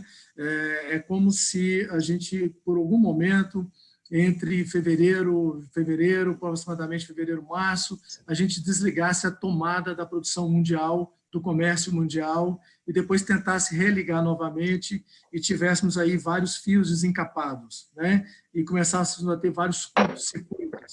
A produção mundial desabou, o comércio mundial hoje está contraindo mais de 12%, 13% este ano, com previsão. Todos os países do mundo estão enfrentando um enfraquecimento em várias áreas, no mercado de trabalho, no PIB, em geral, é um derretimento global. Tá? Agora, eu observo que, no caso que nos interessa mais de perto aqui no Brasil, é que parece que o Brasil está sentindo bem mais do que a média desses países em geral. Tá? É provável hoje um cenário de PIB brasileiro, digamos, caindo entre 8% e 10% este ano. Se você recupera os dados seculares de crescimento brasileiro, pelo menos nos últimos 120 anos, não há nada parecido. Mesmo a projeção do FMI de 5,3% de contração, que já está ficando atrasada, não há nada observado antes na história, seja lá em 1900 no início do século, seja no período da Grande Depressão, em todos aqueles eventos que eu citei, o Brasil nunca passou por uma situação como essa.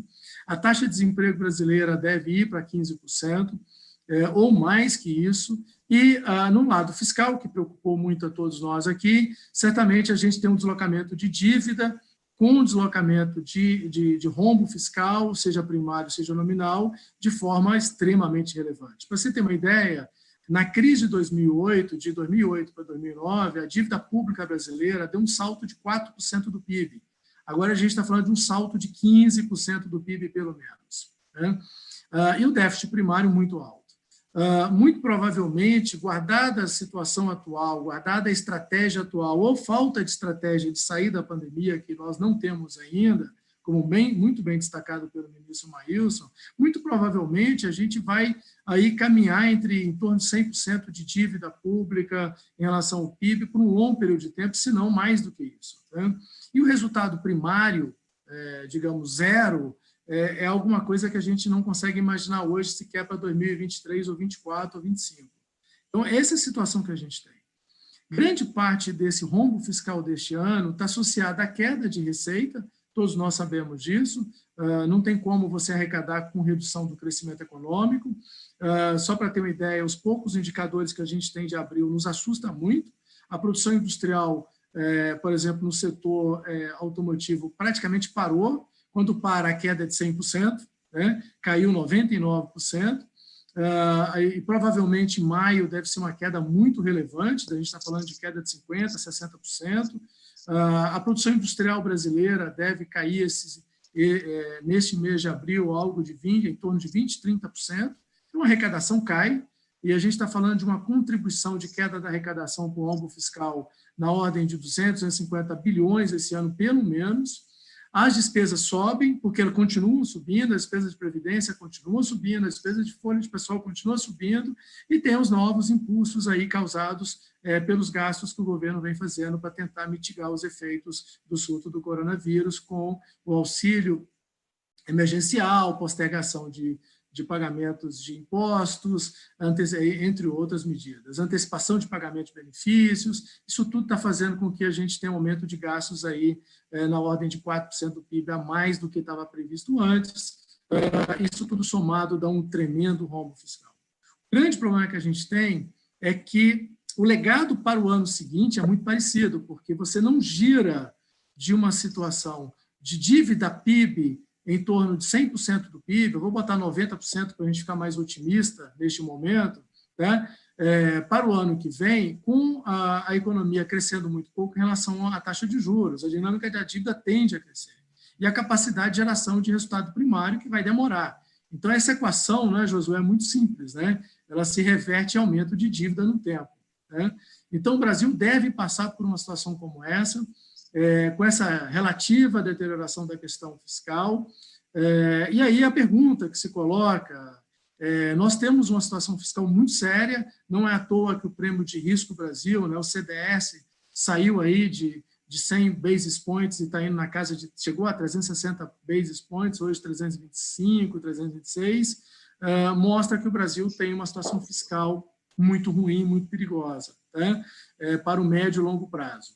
O grande problema a gente já está contratado uma recessão econômica para esse ano, seja o 4,7% da Secretaria de Política Econômica, que anunciou hoje, seja 5,3% do FMI, seja 8%, 9%, como a gente está imaginando para esse ano. Mas a gente não sabe como ancorar a economia para os anos seguintes. E aí surge essa discussão de, que eu diria de outra forma, como financiar os gastos do surto do coronavírus, de modo a tornar a economia brasileira mais sustentada em termos de capacidade de honrar seus compromissos ao longo do tempo, sem gerar essa deterioração no prêmio de risco Brasil, sem gerar deterioração em geral, né? E uma saída colocada pelo Maílson, qual eu gostaria de elaborar um pouco mais, tem a ver com o que ele chama, e assusta um pouco, viu, ministro, quando o ministro fala em aumento de carga tributária, mas aí ele, muito oportunamente, reposiciona para aumento de carga tributária na forma de aumento de tributação sobre a renda, patrimônio, riqueza em geral. Dificilmente uma reforma tributária no modelo do tipo a PEC 45 a 110 hoje teria vida, porque ela aumenta a carga tributária sobre bens de consumo e ela não fala sobre tributação sobre renda, patrimônio ou se tributação sobre riqueza. Então, a gente teria que repensar uma reforma tributária mais alinhada com esse princípio, o qual eu concordo com o ministro Maílson, até porque, quando você olha a comparação da carga tributária brasileira com a média da OCDE, o Brasil está distorcido, né? Você tem hoje um peso de 20% de impostos de tributos sobre a renda na carga tributária e de mais de 30% de tributos sobre o consumo na carga tributária. Na verdade, 50%, perdão, 50% de tributação sobre o consumo na carga tributária. Isso é o oposto na média da OCDE. O grande problema, ministro, que eu coloco aqui como uma discussão, eu acho que o Felipe me convidou até para fazer provocações, tá? É que eu não sei se esse dinheiro de aumento de tributação sobre a renda, o patrimônio, aguenta ou acomoda esse aumento de despesa temporal que a gente vai ter na dívida, saindo de 76% para 100%, e a dificuldade de acomodar essa dinâmica de dívida no tempo. Porque quando ela sobe para 100%, ela vai ficando mais cara ainda, e o custo do ajuste fiscal maior ainda, e a necessidade de aumentar o resultado primário ainda maior, num contexto em que a economia precisa de estímulo ao crescimento e não vem. Então, traduzindo, quando a dívida cresce, a gente só tem notícia ruim, né? A capacidade de financiamento ao investimento público cai, a capacidade do governo gerar incentivos, estímulos fiscais cai, em geral. Aliás, política fiscal, neste momento, tem eficácia zero para crescimento econômico de longo prazo, né? O outro ponto, então, daí a dúvida que eu tenho é se essa fonte de recursos advinda de uma reforma tributária que aumente a carga tributária para a tributação sobre renda, riqueza, patrimônio, se ela consegue, de alguma forma, resolver isso. Até porque a tributação sobre os outros segmentos estarão fragilizadas, né? A arrecadação tributária sobre consumo, sobre atividade empresarial, industrial, IPI, PIS e COFINS, vão estar muito comprometidas nesse momento, né? Nessa transição aí, que eu, guardado a minha vontade de segurar o meu pessimismo, eu diria que a gente está falando de problema até 2023, 2025, pelo menos. A gente não está falando mais de problema de 2020, né? A Mônica de Bolle lembra muito bem, né, como os bancos centrais atuam lá fora e como o Banco Central do Brasil atua aqui, né? Lá fora, desde a crise de 2008, os bancos centrais, especialmente o Banco Central dos Estados Unidos, o europeu, né, e o inglês, acionaram instrumentos que a gente chama não convencionais de política monetária. Só para lembrar a todos os colegas aqui, a quem está nos ouvindo, na verdade, as políticas monetárias convencionais estão muito associadas à política de taxa de juros, né? A famosa regra de taxa de juros através de uma meta de inflação, uma inflação desejada, e o Banco Central está sempre de olho na atividade econômica, na demanda agregada, que possa estar pressionando a inflação e atua com a taxa de juros para tentar, via canais da política monetária, um deles demanda agregada, entre outros, tá? Tentar controlar a taxa de inflação. O que os bancos centrais observaram pós-crise de 2008 era que é preciso fazer muito mais, tá? E eles fizeram uma combinação de política de taxa de juros zero, que chama Zero Lower Bound Monetary Policy, né? Política monetária de taxa de juros próxima de zero, com medidas macroprudenciais não convencionais, medidas do tipo que melhora, que reduz a quantidade de recursos para dar início a um empréstimo imobiliário, entre outros, que a gente chama loan to value, por exemplo, entre várias medidas, e a chamada quantitative easing, que é essa medida que o Banco Central passa a comprar títulos públicos e privados e encarterar nos seus ativos isso. Né? Só que isso tem várias condições para isso dar certo no Brasil. Uma dessas condições que eu imagino é que a gente tem que ter capacidade de rolar a dívida. O Josué poderia nos ajudar aí com a taxa de juros próxima de zero.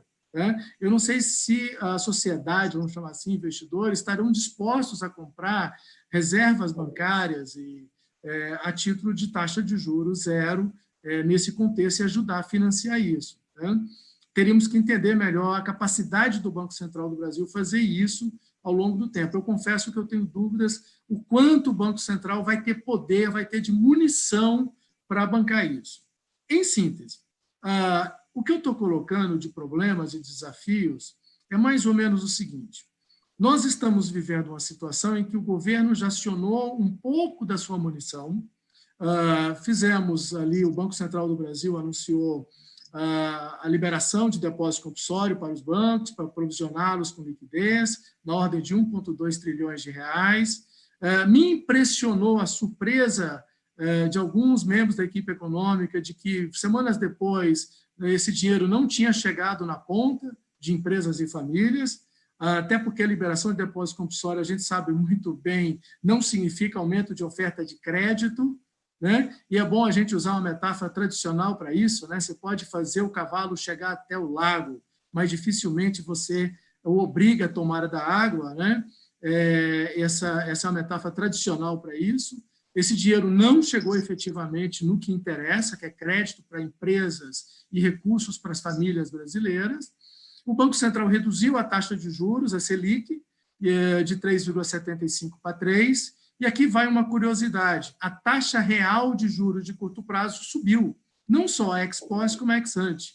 Hoje, o CDS, hoje a swap pré-DI 360 está operando em 2,6%, e a taxa real de juros brasileira, e a inflação está esperada para baixo de 2%. Ou seja, a gente está falando de uma taxa real de juros ex ante de 0,8, 0,9, fazendo uma conta rápida aqui só para ilustrar, e ela estava em meio. Né? E a taxa ex post, idem. Né? Então, a redução da taxa básica de juros por parte do Banco Central na última reunião não reduziu nem a taxa de juros ex post real, nem a taxa de juros ex ante real. Aumentou, na verdade. Então, o Banco Central hoje poderia facilmente, sem nenhum prejuízo de estabilidade, vamos chamar monetária em geral, anunciar em uma reunião extraordinária a redução da taxa Selic para 2,5%, por exemplo. Tá? Nenhum problema haveria. Tá? E, provavelmente, ele ajudaria, talvez, até aí, a reduzir o custo da dívida no tempo. Né? Traduzindo, o instrumento de política monetária está vencendo, está acabando. Tá? Teria esse instrumento que a Mônica levantou aí, ela poderia ter a oportunidade de depois elaborar melhor sobre qual vai ser a real capacidade disso funcionar para ajudar a recuperar a economia brasileira. Tá? No instrumento fiscal, as limitações fiscais são extraordinárias. Né?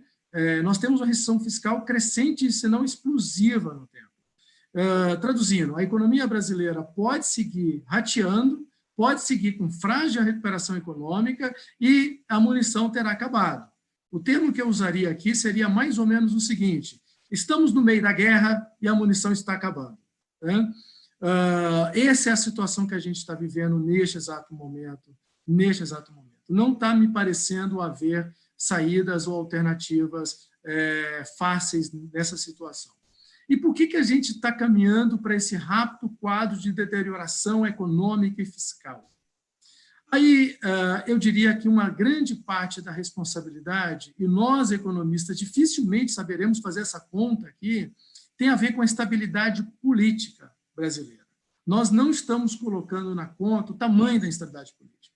Só para ter uma ilustração disso, o governo Bolsonaro assumiu 2019 com um bônus de ancorar as expectativas, de animar o mercado, de estimular a economia, de provocar uma agenda positiva de crescimento de longo prazo, é o chamado bônus do primeiro ano de presidência, né? O bônus de primeiro ano foi pedido por muitas, digamos, por instabilidade política, é o melhor termo que eu usaria para essa webinar, para esse live nosso, tá? Provocado pelo próprio governo. Ele perdeu o crescimento econômico, tá? Nós perdemos crescimento. Só para eu ter uma ideia, durante o primeiro ano do governo Bolsonaro, a taxa de câmbio já estava desvalorizando de forma relevante, tá? Não é de hoje isso. Nós entramos no ano de 2020 com fragilidades que já vinham do ano 2019, instabilidade política, insegurança dos mercados quanto ao Brasil. Agora, é óbvio que o mundo caminha com contradições. O prêmio de risco Brasil, o CDS de 5 anos, caiu de forma relevante, caiu porque o mercado ainda ficava acreditando numa possibilidade de agenda de reformas econômicas. Ainda acreditava. E essa agenda de reformas não veio, o CDS triplicou, né? E agora está colado com a desvalorização cambial e está colado com a deterioração fiscal, a deterioração da economia brasileira. E aí nós temos um problema, tá? Nós temos um problema. A melhor saída econômica neste exato momento é uma coordenação política e uma coordenação em termos de organização do combate à pandemia, esse surto do coronavírus, que está abatendo a sociedade brasileira em várias dimensões, não só brasileira, não somos exceção à regra, além de letalidade, além de contágio, além de temor, ainda existe também o problema da descoordenação na estratégia de combate à pandemia. E isso é muito sério porque, como a Mônica disse, a crise começou por aí, por uma crise de saúde pública. Se a gente não resolver a saúde pública e não tivermos uma estratégia de curto prazo de saída coordenada, articulada, entre os entes federados, governadores, presidente, prefeitos, especialmente de grandes capitais em geral, nós vamos deteriorar ainda mais o quadro econômico brasileiro, por uma razão muito simples. Mesmo que você faça a reabertura da economia em vários setores, nós vamos continuar com um temor muito grande de contágio. Nós podemos ter repiques, nós podemos ter situação de segunda onda de contágio. Traduzindo, nós deveríamos estar unidos para combater um problema grave de saúde pública e nós estamos desarticulados, em plena instabilidade política, em plena crise política. Isso ajuda, em grande parte, a explicar a deterioração econômica, fiscal deste ano e dos próximos anos e dificulta muito a ancoragem que a gente precisa ter, que o ministro Maílson chamou a atenção para os próximos anos. Tá? Eu não sei o tempo que eu tenho mais, mas essa é a situação que eu tenho. Nós estamos no meio da guerra, a munição está acabando e os soldados do mesmo time estão brigando entre si. Muito obrigado. Professor Márcio Holland, agradecer pela explanação. Eu acho que foi importante a sua fala, não só para congregar o que a gente já ouviu dos outros 3 palestrantes anteriores, mas essa visão também que combina as questões de política monetária, política cambial, a dificuldade que vai ser lidar com o financiamento de um déficit tão alto, não só nesse ano, mas também no próximo, e juros muitíssimo baixos, né? Uma situação que o Brasil nunca viveu antes. Então, todos esses fatores inusitados e que, interessantemente, também estão sendo comentados aqui no YouTube por vários ouvintes, né? Várias pessoas que estão nos ouvindo. Eu vou ler algumas das perguntas, já direcionando para cada um dos palestrantes. O Daniel vai fazer uma pergunta também para o Dr. Maílson, e aí a gente faz uma rodada de novo, começando Maílson, Josué, Mônica e Márcio, ok? Nós recebemos aqui, por exemplo, a pergunta do Raul Garcia, que é assessor na Câmara dos Deputados, a respeito da nova Lei de Finanças. A nova Lei de Finanças é um projeto que está em tramitação no Congresso já há alguns anos e tem a ver com a reforma da 4.320. Essa pergunta eu direcionaria ao Dr. Maílson. Ele coloca se é o momento oportuno para resgatar esse tema. Depois tem 2 perguntas sobre tributação de grandes fortunas e tributação de dividendos. Essa pergunta eu direcionaria para a Mônica, para o Márcio e para o Maílson. Tem uma pergunta específica para o Josué, que é se não seria a hora de fazer operações twist, né? Eu lembro também que o Marcelo Kifuri escreveu um artigo interessante no Valor sobre esse assunto, Essa pergunta vai para o Josué. E temos uma audiência importante aqui da Tereza Terminacian, que é uma das maiores especialistas em lei de responsabilidade fiscal, política fiscal, e mandou duas perguntas, uma para a Mônica e uma para o Márcio. Para a Mônica, ela pergunta qual seria o impacto do quantitative easing sobre as reservas do Banco Central. Me parece que ela está preocupada com questões patrimoniais do Banco Central. A outra que ela enviou para o Márcio é se, na opinião dele, a parte do aumento das despesas de 2020 seria reversível nos próximos anos. Qual que seria essa parcela que dá para reduzir a partir de 2021? É uma preocupação com o transbordamento, né, das medidas que estão sendo tomadas hoje após crise. Tem outras questões que a gente pode depois fazer, se houver tempo, mas eu queria passar agora a palavra para o Daniel, para ele colocar também, fazer suas observações e colocar o questionamento. Eu queria só assim, aproveitar o privilégio que a gente está tendo, né, de estar aqui com o Dr. Maílson, foi ministro da Fazenda. Eu acho que não é sempre que a gente pode estar numa sala, assim, ainda que virtual, com o Dr. Maílson. Eu queria agradecer. E a minha pergunta, acho que vai explorar um pouco essa questão da conta única. A gente está estudando muito isso lá na IFE. De fato, esse ano a gente vai precisar usar a conta única. É muito provável que no final do exercício a gente tenha um saldo menor. Até que ponto isso vai acontecer vai depender da queda das receitas, vai depender também da disposição e das possibilidades do Tesouro de se financiar emitindo novos títulos, né? Mas, enfim, a conta única eu acho que ainda é um tema que precisa ser melhor explorado. E eu acho que eu queria perguntar para o Dr. Maílson, pedir, na verdade, que ele explore um pouco o contexto de criação. O Dr. Maílson era ministro da Fazenda durante a Constituinte, e ali eu acho que foi um ponto fundamental para a unificação da disponibilidade de caixa. E eu acho que até a segunda metade da década de 80 ela foi muito importante para a gestão fiscal e administração financeira da União, né? Acho que era um pouco isso, pedir para o Dr. Maílson comentar, explorar um pouco esse contexto da conta única, né? Então, vamos começar as respostas com o ministro Maílson, seguindo a mesma ordem das falas. Obrigado. Olha, Daniel, obrigado pela pergunta.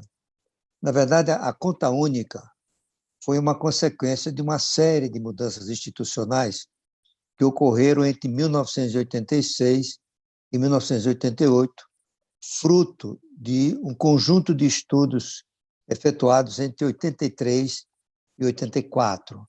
Né? Isso começou com o fim da conta de movimento do Banco Brasil no Banco Central, que ocorreu em fevereiro de 1986, em seguida a criação da Secretaria do Tesouro Nacional em março do mesmo ano, e concluiu esse processo com a extinção, no fim de 88, do orçamento monetário. Né? Isso acabou uma série de práticas esquisitas das finanças públicas brasileiras. Só para mencionar algumas mais incríveis, a execução do Tesouro Nacional, a execução do orçamento da União, era feita por um departamento do Banco do Brasil, e a gestão da dívida pública era feita por uma gerência do Banco Central. Né? E à medida que a Secretaria do Tesouro foi sendo implementada, né, ela começou a adotar uma série de medidas para conviver com o novo quadro.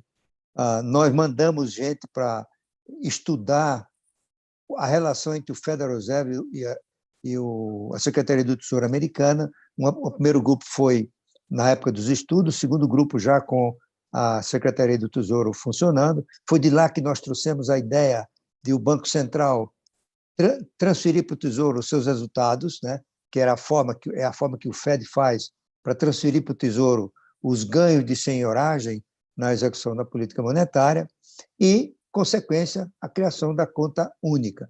Antes, cada unidade orçamentária tinha uma conta no Banco do Brasil, uma conta de depósito no Banco do Brasil. Isso juntou tudo numa só, e essa conta reflete a disponibilidade de todos os órgãos da administração pública que recebem transferências da União ou centralizam a arrecadação tributária, como é o caso dos recursos que a Receita arrecada e transfere para o Tesouro Nacional. Né?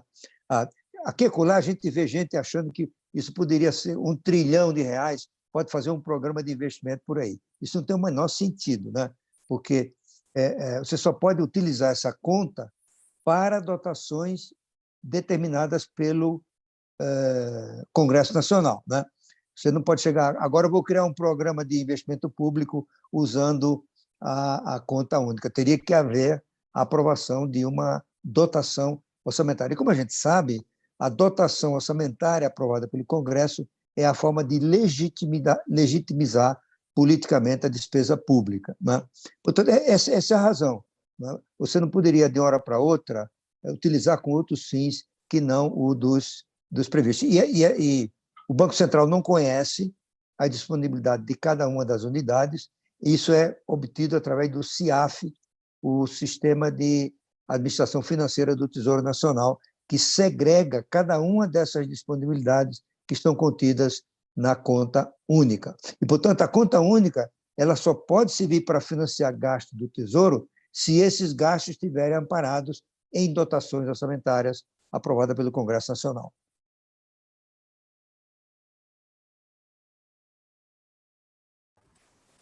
Obrigado, doutor Maílson. Josué.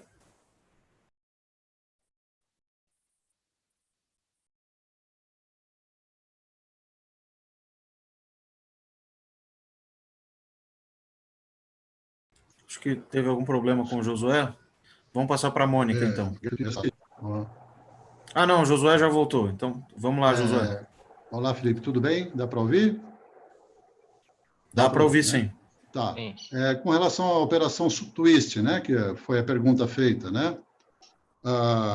Bem, antes de mais nada, cabe falar, o Felipe já falou, né, foi aprovada a emenda constitucional, né, 106, de 7 de março, lá no artigo 7, inciso 1º, está sendo autorizado o Banco Central a comprar títulos do Tesouro no mercado secundário, né? Acho que é nesse contexto que a pergunta foi feita.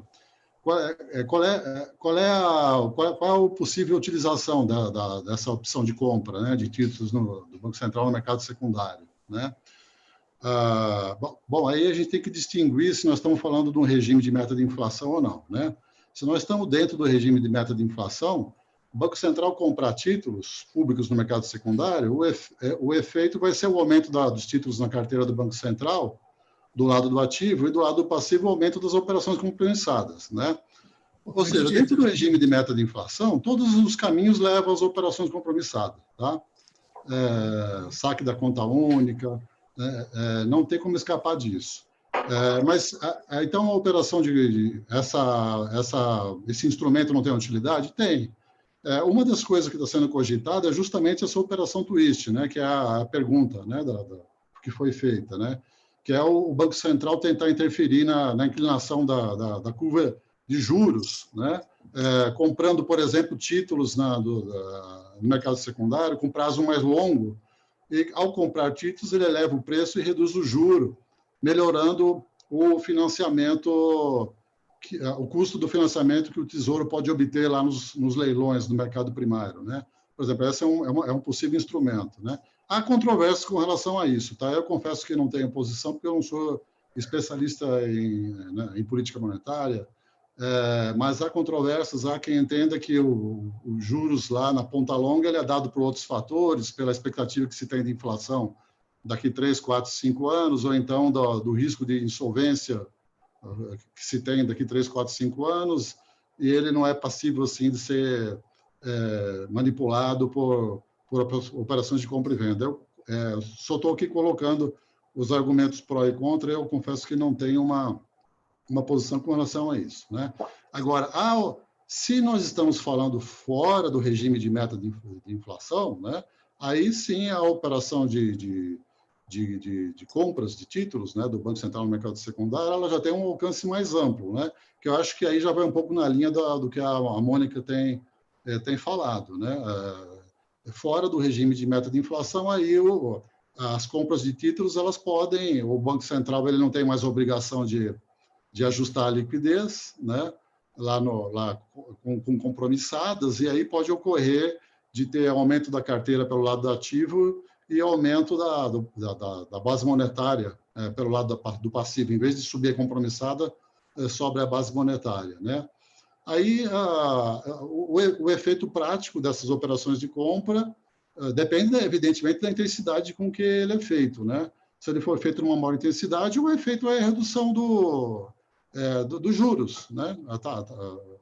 A taxa Selic vai cair. Não agora, mas como meta, né? Porque não estamos fora do regime de meta de inflação, não há mais essa meta. Seria a oferta e a demanda que estaria determinando lá a redução da taxa de Selic, né? Aí o cuidado que precisa ser tomado aí nesse caso, né, é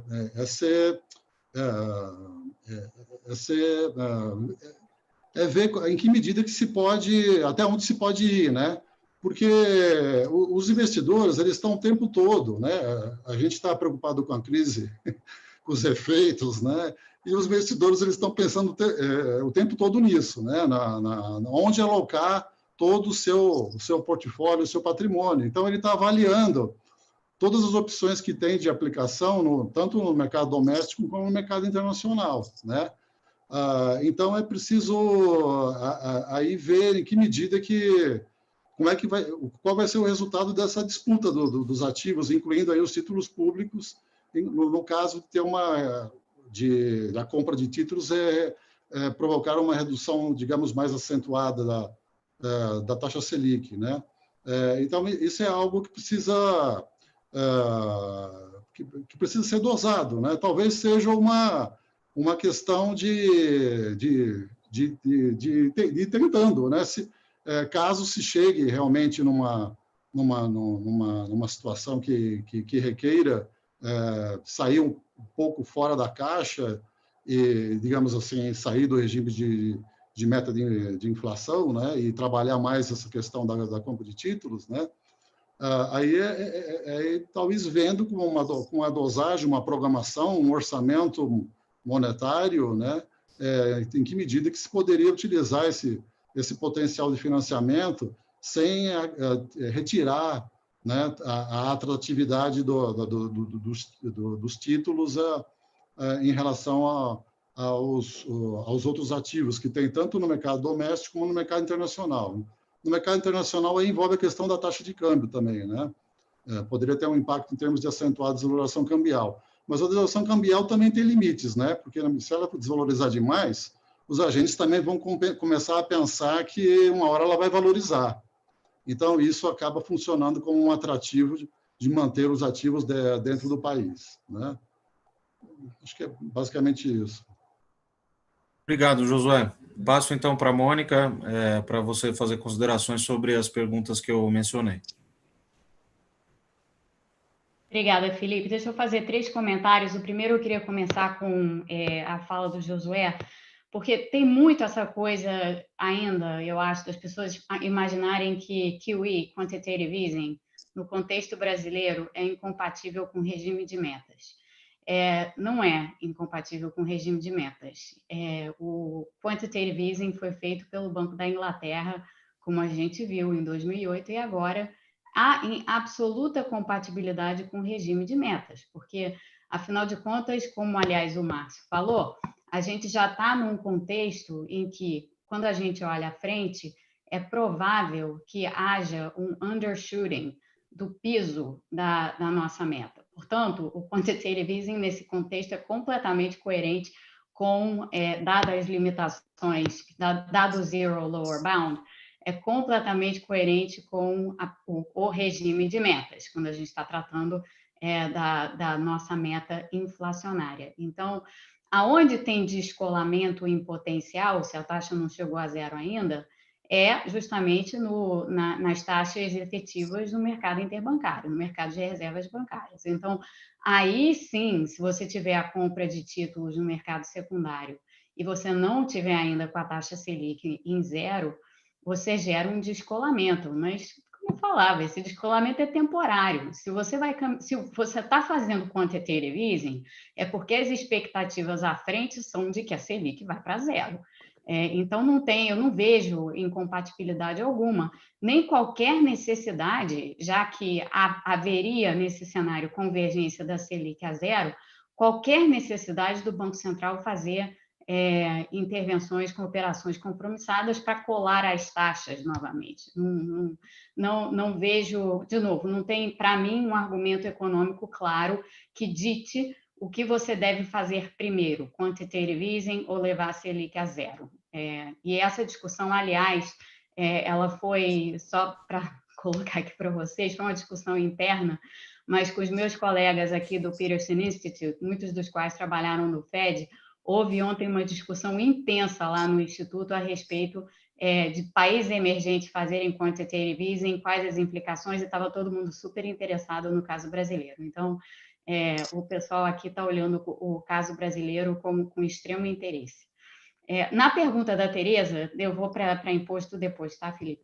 Na pergunta da Tereza, querida Tereza, que bom que ela está nos assistindo aqui, eu não vejo muito problema não, Tereza, porque, assim, é claro que, diferentemente do contexto do quantitative easing nos Estados Unidos, um quantitative easing no Brasil, ou em países emergentes, para tirar do contexto brasileiro em geral, tem uma repercussão sobre a moeda que aqui não teve e que aqui não tem, né? Então, aqui nos Estados Unidos, país emissor da moeda internacional, Fed faz quantitative easing, o dólar não desvaloriza. Na verdade, o que acontece é o contrário. O dólar valoriza porque é o ativo de fuga de risco por excelência. Em países emergentes, sim, há uma possibilidade razoável de que o quantitative easing gere uma pressão maior no mercado de câmbio. Mas aí eu digo o seguinte, e acho sinceramente isso: o tamanho dessa crise e o ineditismo dessa crise, na verdade, não permitem muito que o Banco Central faça muita coisa no mercado de câmbio.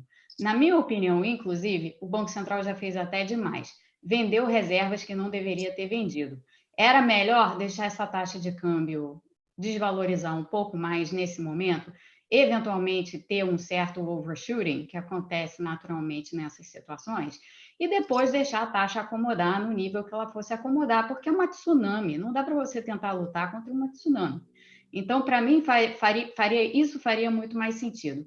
E aí o mesmo vale para o quantitative easing. Se você estiver fazendo quantitative easing, não adianta você querer controlar tudo, porque você não vai conseguir. Então, o quantitative easing é uma medida para dar sustentação à economia. Não funciona sozinho, você precisa de quantitative easing com medidas de estímulo fiscal, a gente viu isso em diversos países, a política monetária sozinha não consegue fazer toda essa sustentação necessária, mas se você optar por isso, você tem que optar por deixar o câmbio fazer o que o câmbio for fazer. E deixar de lado a preocupação imediata com o que quer que venha a ser a taxa de câmbio, ou o que quer que venha a ser a inflação, porque, como a gente já está vendo nos índices, nos IPCAs mais recentes, é muito interessante ver que não há repasse cambial. Aliás, em situação de insuficiência de demanda, o repasse cambial não está colocado, né? E eu acho que tem uma agenda de pesquisa aqui que não é necessariamente para todos nós, mas certamente é para mim, que é a seguinte: é estudar no contexto dos países emergentes como é que mudaram as relações entre inflação, câmbio e outras variáveis, porque assim como houve mudanças consideráveis nos países desenvolvidos depois da crise de 2008, eu acho que essas mudanças elas já estão acontecendo agora. Então, o nosso entendimento sobre repasse cambial em contextos de países emergentes, eu acho que ele já deveria ser diferente. E eu acho que provavelmente existe a investigar uma certa evidência empírica de que essas relações não se dão mais como a gente imaginava. Portanto, dito isso, eu particularmente não vejo problema algum no Brasil fazer quantitative easing. Acho que essa é uma medida necessária para o Brasil nesse momento, no contexto em que a gente atravessa. Acho que a gente vai chegar lá. Eu acho que a gente vai chegar lá e vai ser surpreendido da mesma forma que foram os países desenvolvidos. No fim das contas, vai dar razoavelmente certo. Isso é o que eu acho que vai... Depois que a gente se acostumar com o ineditismo de fazer isso no contexto que a gente tem.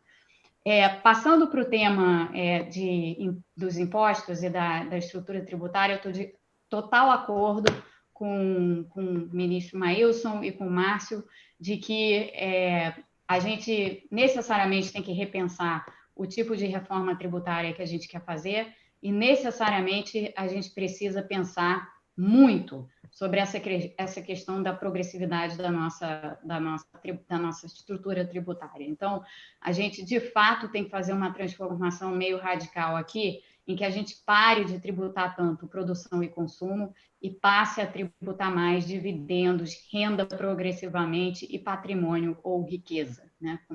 Como a gente diz. Então, nesse aspecto, a gente inevitavelmente vai ter que caminhar para isso. Essa vai ser a discussão, na verdade, essa já é a discussão no debate internacional, e eu acho que o Brasil tem aqui uma oportunidade de, já que já ia fazer uma reforma tributária mesmo, então que faça a reforma tributária que está mais de acordo com as exigências do momento. Então, deixo aqui essas considerações.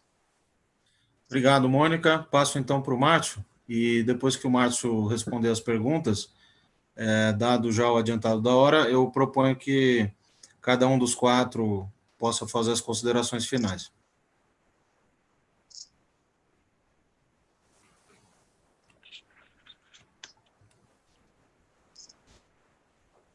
Acho que o Márcio teve problema de conexão.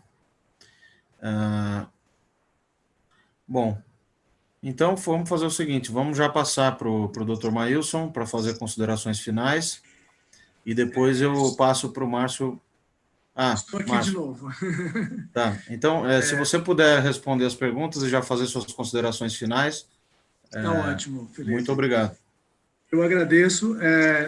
Primeiro, respondendo aí, ou comentando, né, a provocação, a pergunta da Tereza, muito oportuna, porque é preciso entender também o desenho de reação do governo à pandemia em termos de gastos, né?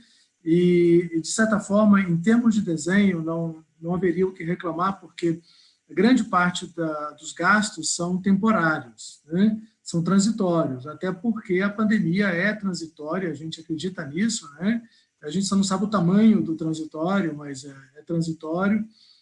Não são gastos, na sua grande maioria, permanentes, não vão ficar, não são benefícios que são dados e que ficariam para sempre. Tá? Isso é um grande problema no Brasil, em geral, quando você tem uma crise, você faz um gasto que vira um direito, e aí cola na evolução dos gastos, e depois você tem que aumentar a tributação para pagar aquilo, e fica o cachorro correndo atrás do rabo. Infelizmente, esse é o Brasil histórico, né? Então, se você observar as medidas, tem algumas medidas que são, só para lembrar, são antecipação de despesas, né? Aquilo que era devido para o segundo semestre está vindo para esse primeiro semestre, antecipação de 13º, de abono salarial, estão na faixa de 50, 60 bilhões de reais, né? Essas despesas muito provavelmente não cairão no ano que vem. Você tem antecipação de receitas, adiantamento de receitas, né? Através de diferimento, de adiamento de despesa, na verdade, de receita na forma de diferimento de impostos, postergação de PIS/COFINS, entre outros, que também, de alguma forma, quando voltar a atividade econômica, as empresas voltando a produzir, vão voltar a pagar esse IPI, esse PIS/COFINS, o que for, assim como a empresa do Simples, desonerações em geral, que são por 3 meses, tá? Remanejamento de receitas, né? Em geral, e você tem novas despesas, como essa transferência de auxílio, que a gente não sabe bem ainda, eu não sei se a IFE fez alguma conta, mas a gente está aí entre 90, 110, 120 bi, 130 bi de despesas para esse ano. Tá? Tem um pouco de crédito, que pode ficar para o ano que vem alguns pagamentos, eu não sei, talvez em forma de subsídio, creditício, alguma coisa assim. Né? Portanto, em termos de gasto, né, a dinâmica da dívida para o ano que vem e o primário para o ano que vem, eu queria ouvir a opinião do Felipe, Josué e Daniel, é menos voltada para novos impulsos fiscais e mais voltada pelo efeito da deterioração que acaba ficando recorrente. Né? Você sai de um primário de menos 8, 9, 10, para você virar um primário 0, demora muito. E o simples fato de ter um primário negativo, alto, muito abaixo do requerido para estabilizar a dívida sobe por definição. Em tendo uma taxa de juros, que é histórica brasileira, voltando a subir em algum momento, em relação ao crescimento econômico, e a nossa taxa de juros historicamente acima do crescimento econômico, você tem um aumento na dívida, também na relação encargo da dívida dividido pelo PIB. é aquela velha equaçãozinha da dinâmica da dívida. Então, você vai ter um aumento da dívida naturalmente ao longo desse período de tempo, até porque você não vai conseguir sair de menos 8%, 9%, 10% de déficit primário para zero de déficit primário no ano que vem. Você vai sair para 5%, 4%, 6%, depois para 2%, 3%, ou seja, lá para 2025, quem sabe, com muito esforço, a gente consegue ter um primário zero. E ainda não é o primário requerido para estabilizar a dívida. Portanto, a dívida seguiria crescendo um pouco mais. Então, a situação não é necessariamente pelo gasto. Daí a sugestão do ministro Maílson é muito oportuna. Eu gostaria de aproveitar esses momentos finais de ajudar a defendê-la de alguma forma. Não vejo por que não aumentar a alíquota de imposto de renda pessoa física para 35%. Você tem uma alíquota nova de 35%. Lembrando que a alíquota de imposto de renda no Brasil ela é nominal, não é efetiva. Uma alíquota de imposto de renda de 35% quer dizer uma alíquota efetiva, sei lá, na casa de 30%, 29%. Né? Eu acho que isso ajuda a financiar. E corroborando aí com essa agenda de pensar a tributação mais para renda, riqueza, o pós-pandemia é de profunda desigualdade social e de renda, de agravamento da desigualdade social e de renda. Então, é muito importante que a gente busque fontes de financiamento para subsidiar famílias mais vulneráveis que vão continuar com nível de desemprego muito alto. Provavelmente o seguro-desemprego deve subir o ano que vem, né, de forma relevante no orçamento do ano que vem, a bônus salarial deve subir de forma relevante no ano que vem, além dos usuais gastos com folha, de crescimento dos gastos com a Previdência. Então, nós vamos ter aí a necessidade de buscar novas fontes de financiamento e buscar tributação nessa forma fundamental neste momento. Né? Eu queria aproveitar e agradecer aqui ao convite e dizer que eu acho que a principal saída do Brasil neste momento a gente não tem, né? Que é uma estratégia organizada de saída da pandemia. Infelizmente, não temos porque temos instabilidade política. Nós temos um conflito muito grande entre o governo federal, governos municipais, estaduais, entre os três poderes, e numa situação como essa de guerra, de luta contra uma pandemia, era tudo que a gente não precisava ter. Infelizmente, ainda não temos a saída mais importante neste momento para a saída da crise econômica. Mas no que se refere a assuntos ligados à fiscal, eu gostaria muito de deixar aqui a lição do Maílson. Precisamos ancorar a dinâmica fiscal de longo prazo, senão a gente vai ter um sério problema de crescimento ao longo dos próximos anos. Muito obrigado. Obrigado, Márcio, mais uma vez. Então, Josué, Daniel, Mônica, e terminamos com o Maílson para as considerações finais. Pode falar, Josué.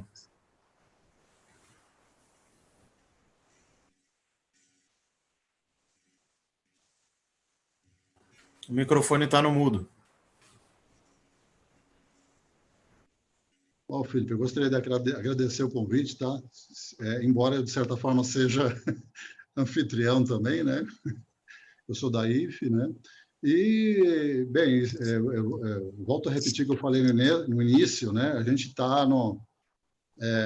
talvez o Brasil esteja num dos desafios mais complexos, né, da sua história, né? Nos próximos meses, nos próximos anos, né? As dificuldades são enormes, os problemas são enormes, né? Temos primeiro derrotar essa pandemia e derrotando, né? Que a gente não sabe ainda se é definitivo ou se é um vai e volta. Ainda tem o problema de um enorme desajuste fiscal e de uma enorme desigualdade social para resolver, né? Então são muitos problemas, muitas soluções, né? E vamos continuar, vamos acompanhar, né, para ver as novas informações e vamos continuar discutindo, né, para chegar a melhor solução por intermédio dos debates, né, inclusive por iniciativas como essas aqui que está sendo feita agora. Eu agradeço aí novamente de estar podendo participar com colegas, né, foram exposições muito úteis, né, da Mônica, do ministro, do Márcio. Obrigado a todos por esse evento. Daniel. Eu queria só agradecer também como anfitrião e eu fiquei muito feliz com vocês terem aceitado o convite. Para a gente é uma honra, é um privilégio para a gente estar recebendo vocês e dessa forma dar uma contribuição para os debates, né? Uma situação realmente muito crítica, ninguém gostaria de estar passando. Acho que a IFE quer deixar uma contribuição e nada melhor do que com pessoas como vocês ajudando nas discussões, né? Muito obrigado. Obrigado, Daniel. Vou passar para a Mônica agora e depois para o Maílson. Bom, eu também queria agradecer, acho que foi um debate muito enriquecedor, deu para a gente traçar, eu acho, com visões distintas, mas em muitos pontos convergentes, todos os desafios que a gente tem aí pela frente. Eu vou só fazer uma observação, porque o Márcio falou na pandemia temporária, é um temporário longo, Márcio, é um temporário de alguns anos. Então, só para terminar dizendo isso... Eu falei temporário sem saber qual era o temporário, tá? É um temporário que tende a ser médio prazo. Mas, enfim, é só para agradecer a todos vocês e agradecer a oportunidade de estar aqui e de estar aqui conversando com todos. Espero que todos tenham uma boa tarde. Obrigado, Mônica. Então, passo a palavra para o ministro Maílson para considerações finais. Ora, Felipe, rapidamente, como teve duas perguntas para mim, eu queria responder rapidamente. Primeiro, se é hora de lutar pela nova lei de finanças públicas. Enfim, infelizmente, eu acho que não. Tem coisa mais importante que isso, por exemplo, a autonomia formal do Banco Central. A Lei 4.320 é uma lei ultrapassada, ela é uma das últimas leis do governo João Goulart, né? Portanto, é uma lei com mais de 50 anos, da época que ainda tinha essa aberração institucional que foi o orçamento monetário, que era um orçamento paralelo ao orçamento da União.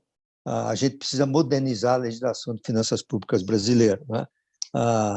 Sobre a tributação de grandes fortunas, eu acho que se justifica nessa circunstância.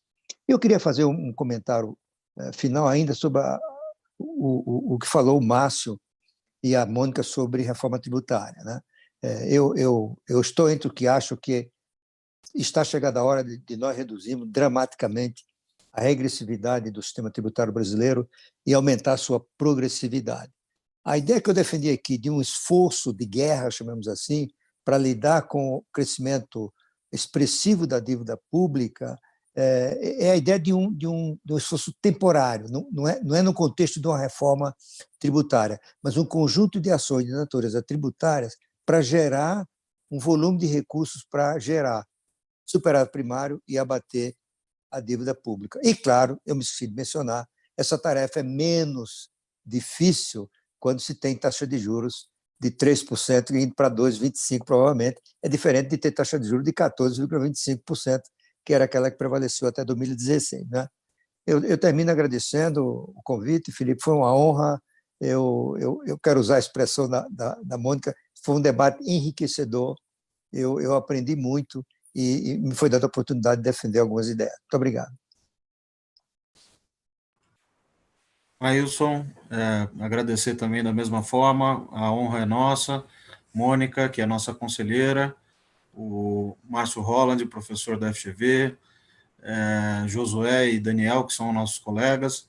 Eu acho que esses eventos que nós temos feito, eles podem ajudar um pouco a pensar o futuro, né? Mais do que só pensar nas ações de combate à crise, mas como nós vamos sair disso. Se eu pudesse fazer uma síntese, eu acho que a ideia de começar a pensar mais fora da caixa para os instrumentos como conta única, operações compromissadas e como a gente vai financiar a dívida. E a outra ideia, que é do lado da receita, um aumento temporário de tributação com vistas a uma redução da regressividade também, nesse período de saída da crise, me parece que foi uma opinião aqui quase que consensual. Então, eu só quero agradecer mais uma vez e dizer que foi muito bom para nós contar com vocês. No dia 30 de maio, a gente deve fazer o terceiro webinar já está confirmado com o Afonso Celso Pastore, ex-presidente do Banco Central, e o senador Tasso Gereissati. Então é isso, gente. Muito obrigado mais uma vez a todos. Obrigado. Obrigado. Obrigado, pessoal. Obrigado.